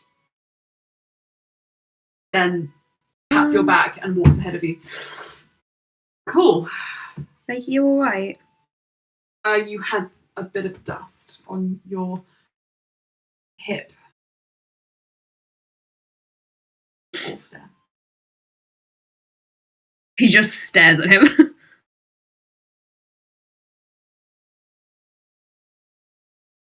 To the bar, and you guys keep walking. Also, this time the door is open, like I said. And you find yourself at the brim of a small-looking establishment, only small, though, in its presence on the street. The only notice that it is there is the sign, like, kind of hanging, like, off just above the door, with a moon and star symbol. Has it got a name and or a anything? woman sat in the moon, with her chest pressed forward and her hair falling back. Is it called DreamWorks? It's not called DreamWorks. There's no kid fishing off the moon. And the door itself is a light mahogany, and you guys follow on down, and inside also you notice that you find yourself in a dark, quite low-lit room. It's not unlike other bars you've been to before, though slightly better kept and, in fact, much cleaner. And it smells fresh. And the atmosphere is quiet, as if muffled by. And yes, you look around, you see that all the walls are covered by these velvet curtains. Some of them are pulled open, in fact, most of them are, revealing private booths that patrons can sit in, it seems. Whilst at the centre of the room there are a number of tables, already most of which are occupied by individuals who are usually either in pairs, threes, or on their own. There are no groups bigger than 3, you notice. At least, not that you can see. Is this like a dinner establishment?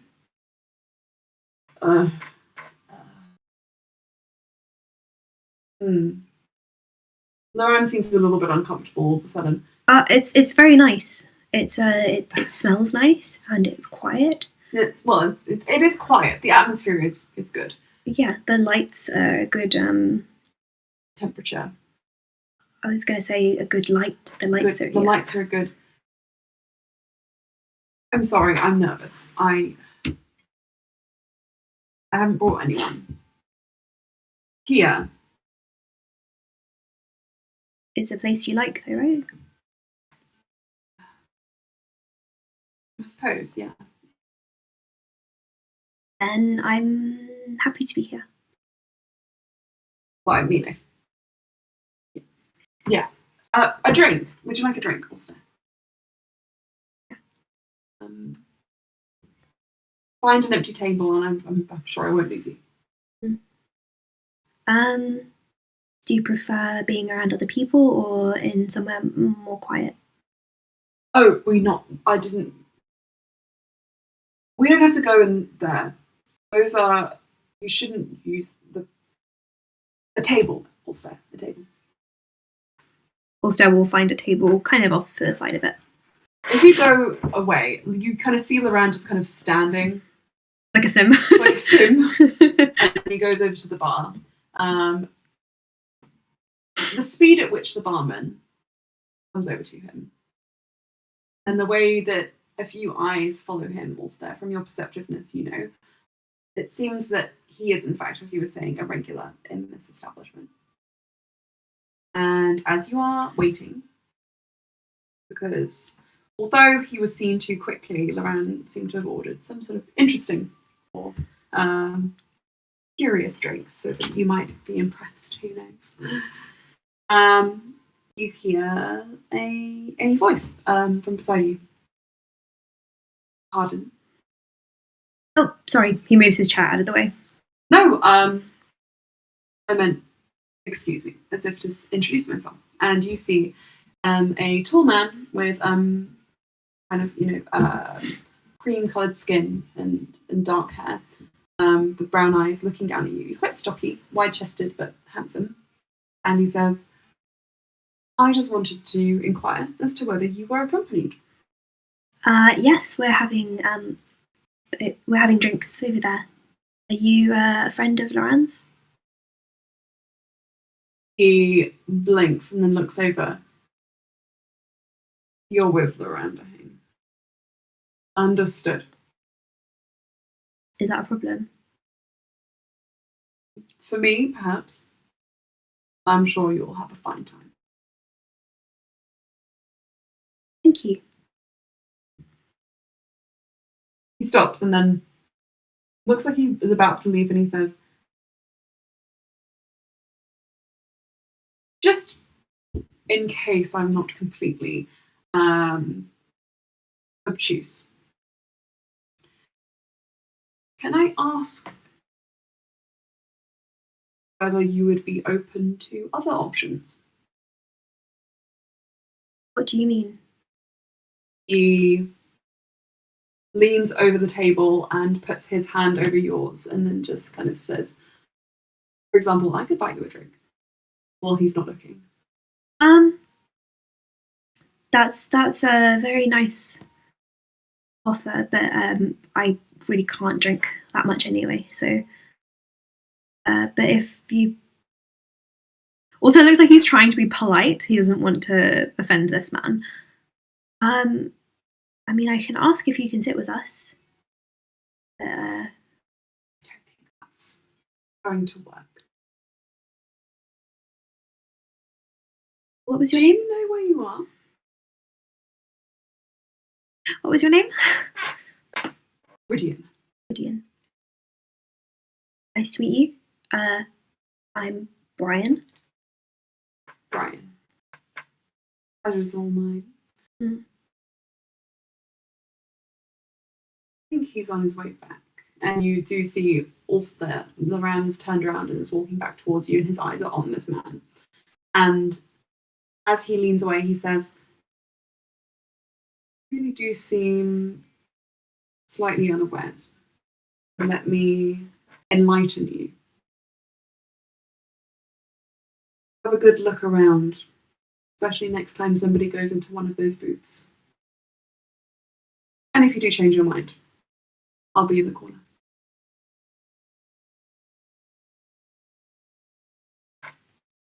And the man walks away.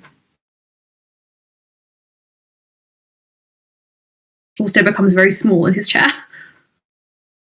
Loran comes back and he has 2 drinks. And he says, I wasn't sure what you were thinking, so I bought a non-alcoholic option just in case you also wanted one of those. Do you know? No. He was just he was asking if he could. He was just introducing himself. Right. I think he knew who you were. But, he probably assumed that we were just hanging out, the two of us. So Well, we aren't. So we aren't, or we are. we aren't. Just hanging out. He raises his drink. Cheers. Yes. What do you mean we're not hanging out? Hanging out implies a different genre of hanging out. We're drinking together. Loran has a sort of moment of dong as like something clicks in his mind, and he's like,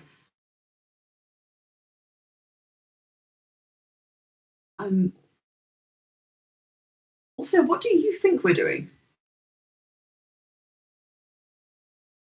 You wanted to take me to your favourite bar.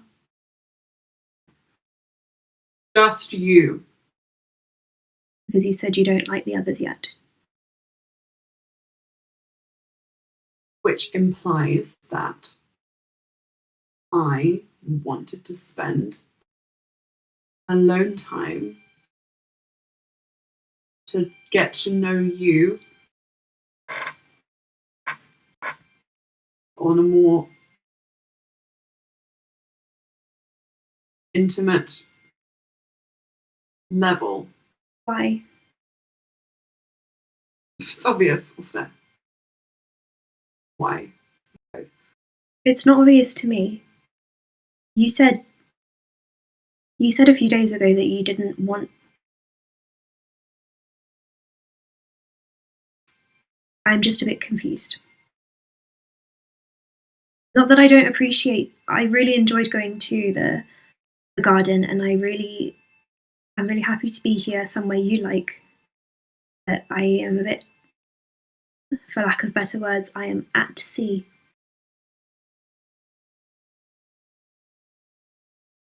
Right. Yes.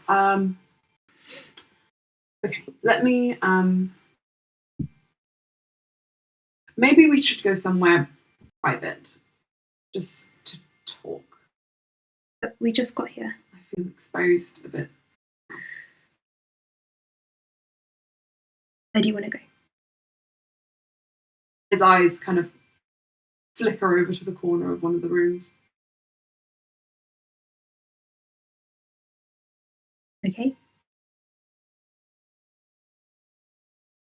I'll bring the drinks, and Loran takes the drinks and kind of puts them down inside one of the booths. And I think also I can't help but look at Ridian as that happens. Ridian kind of raises his eyebrows and then nods in a different direction, and you see two women kind of wrapped up in each other, just falling into the booths and pulling the curtain shut behind them.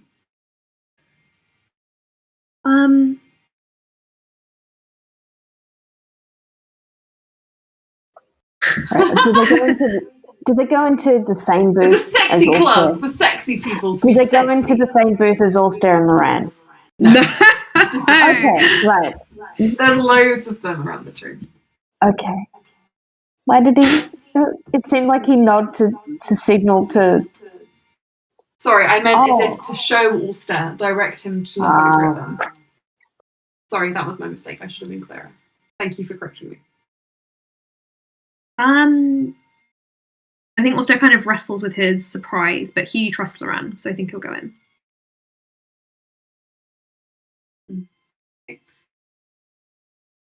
Loran pulls the curtain shut, and as it shuts, all the noise is cut off from the rest of the inn, to the point where it's completely silent, other than yourselves and the sounds of your own breathing.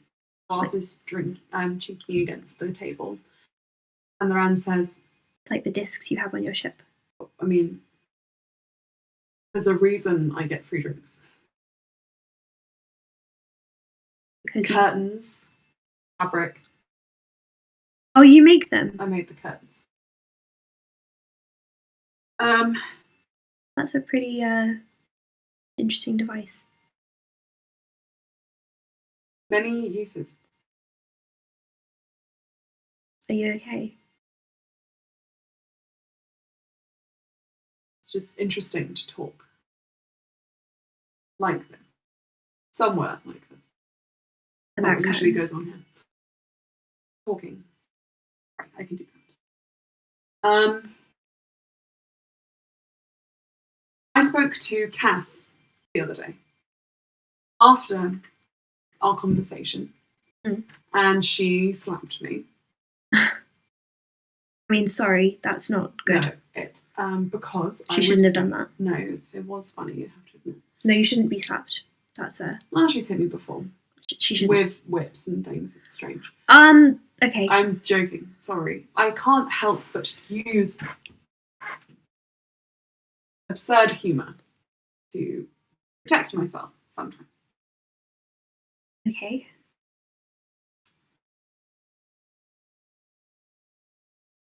I didn't bring you here just to hang out, Ulster. Do you understand? I think I sort of understand, but you still haven't. I think I need a bit more clarification. Loran puts his drink down, moves slightly closer to you, and takes a deep breath and puts his hand on your knee.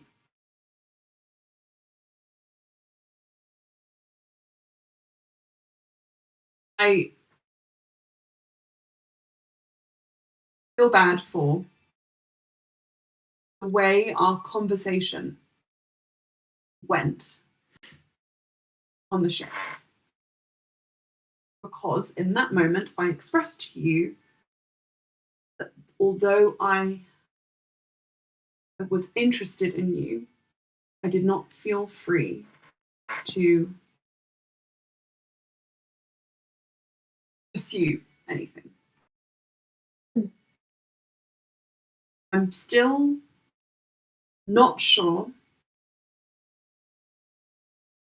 where I stand. I suppose in that way I am at sea as well. But one thing I think I know is that you said that you like me. And I want, after some consideration, to say that I also feel things for you. That was at the time. I feel things for you. I have feelings for you, Ulster. Feelings. Things that I feel. Ulster's eyes turn into little saucers.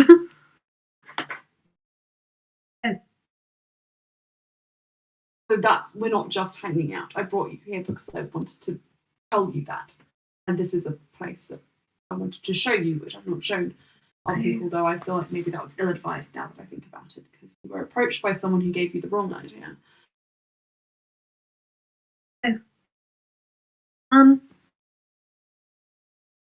You like me? Suppose, yeah. Yes, I do. I'm not going to be an asshole about it. Ulster kind of brings his drink up like, how much do you like me? He's so cute. I quite enjoy your company. You seem very... If you say the word nice, it's not good enough. He kisses you. I think Ulster is surprised, but he does kiss Loran back. And he keeps his hand on Loran's shoulder just to keep things from escalating, because I think he's aware of what kind of place this is, and he wants to remind himself that they did have an argument, and he wants to keep a certain amount of decorum. As this kiss happens, and you put your hand on his shoulder, Ulster, I think that you feel this fabric slip slightly, and sort of instinctively, Loran readjusts and pushes his hair back and leans in to kiss you again. What's your passive perception?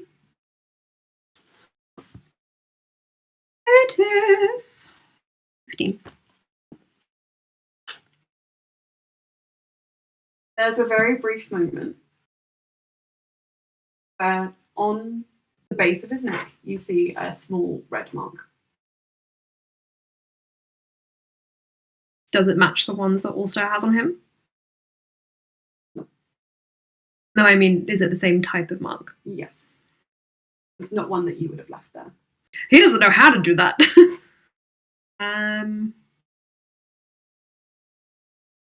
I think Ulster makes a noise of surprise. And maybe the drink he was holding spills. Loran jumps back slightly. I'm sorry. No, I'm sorry. You know what?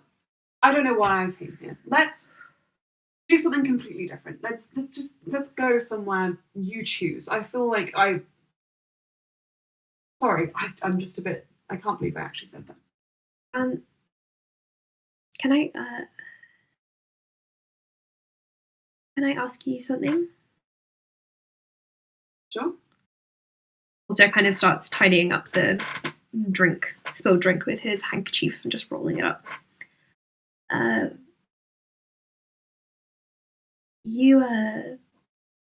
Been a couple of days since we had our argument. That night you went. 5 days or so. That night you went off when I was when I waited for you in the inn. Did you I'm sorry, Anna's face is just really serious? back in the same. Did you kiss someone else?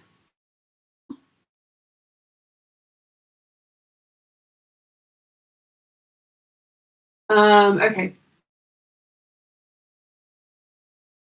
Answer for your crimes! Also does not say. Loran looks pale and he sits back.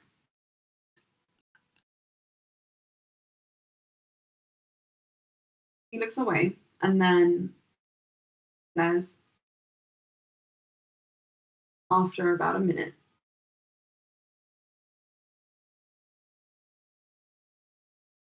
I did.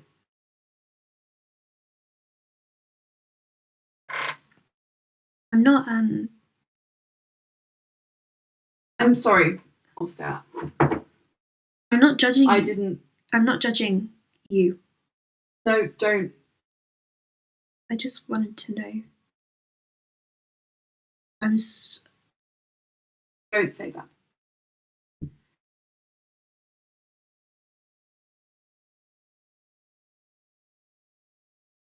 I made a mistake. I should have.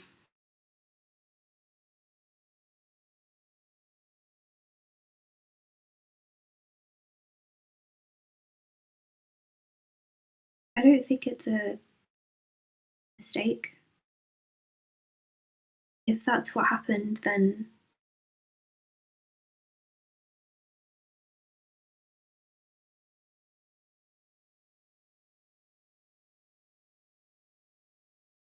Ulster, this is just the kind of person that I am. Anna's just losing it. I ruin things. I'm not. This isn't it. This is not. You haven't ruined anything.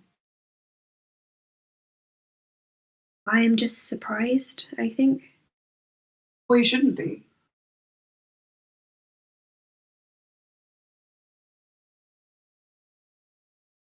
Sorry.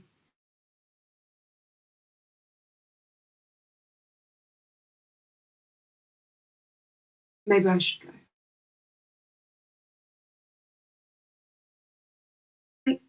Maybe I should take you home. I don't want you to go.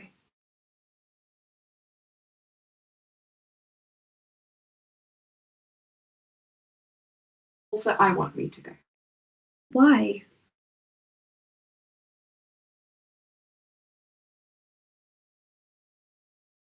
I don't know. You're upset because I saw it? No. Yes.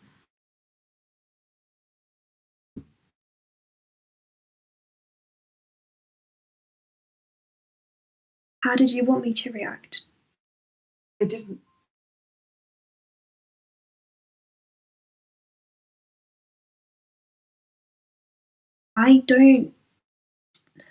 I've known you for a week. So how could I possibly say that was like a week? Oh my god, a week. I mean, I knew through letters, yes, I knew more about you, but I've liked you for just less than a week. And I don't have any right to be upset if you went and kissed someone else after we had a fight. Because And what if I told you I did more?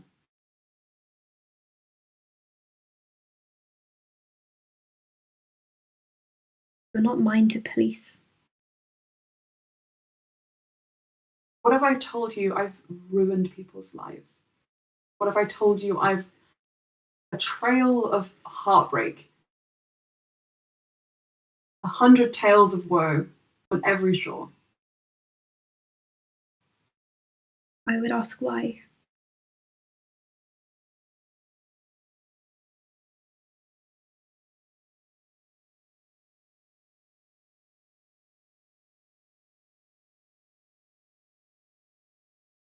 There is no easy answer, Auster. There never is. But I can't understand anything. Because I made a mistake and can't excuse it. But you can get out now. You don't have to stick around on a sinking ship. What am I getting out of?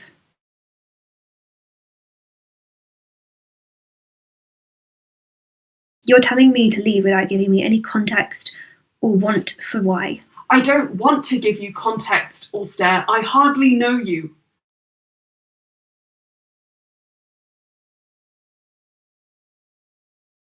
And why did you bring me here?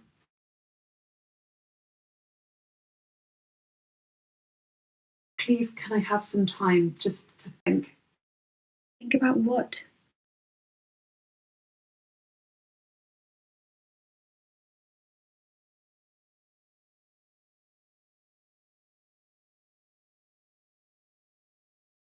He goes quiet, I think.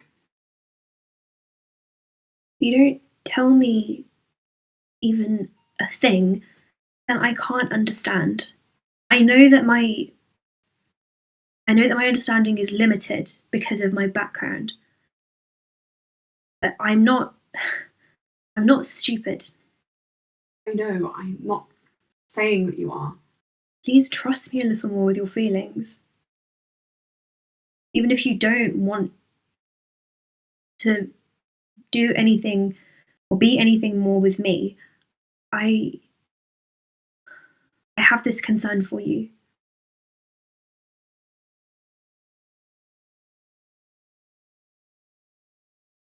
I don't want to talk to you right now. You want to know about my feelings. I want you to hate me. I want you to turn away. I want you to walk away. So please do. Just, I need 5 minutes. And then I will walk you home.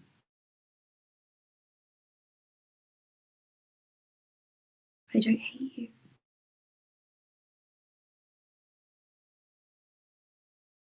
You can say whatever you want to try and make me hate you. Trust me, I've heard worse.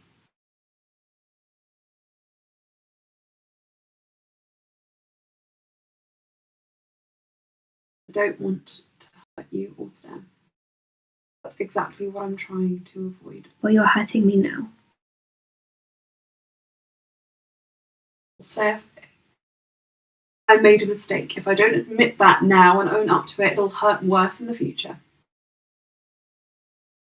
What was the mistake?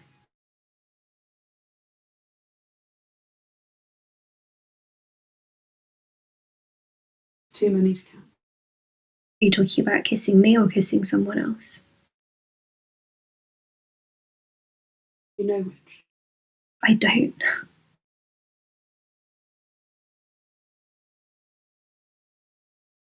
You Come on, assume. please.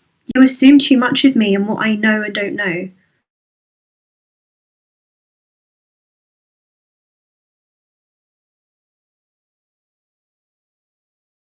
You want 5 minutes, but I just want some kind of. I want some kind of understanding. I don't have it. I don't have these answers.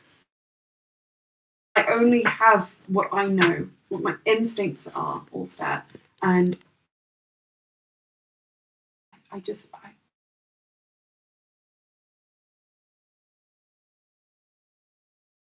if there are things that I could tell you about myself that would hurt you. Why would anything that you've done hurt me when you've only known me for this long? Because I know what you want. What do I want? Something more than I can give. What are you willing to give? Just this. I think. This.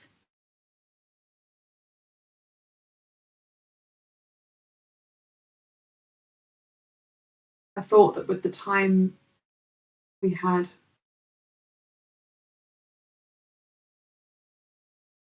maybe I could try something. We could try something.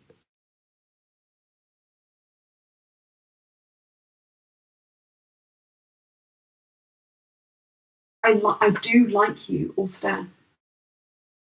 And that's why this is so hard and why I just need to organize my thoughts before I can say anything more, because I feel like I've already said all the wrong things. And I'm very good with my words when I feel in control. But if you haven't noticed, the moment I feel that control slip, my tongue becomes rubber and I hurt people. I'm willing to hurt people to protect myself.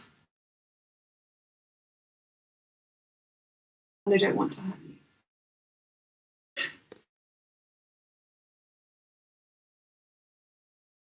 I think Ulster stands his glass back upright and puts the little handkerchief in it. Yeah. And take the time you want. Do you mind if I walk home by myself, though? You don't know the way. I'll find out.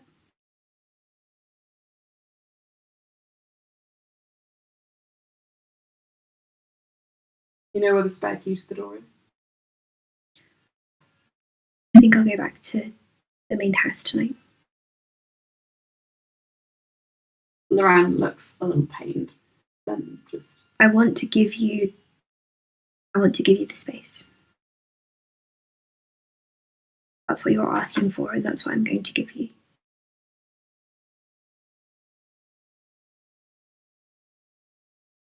Thank you for the drink. And Ulster will slide out of the booth. I am sad. But I'm also really tired.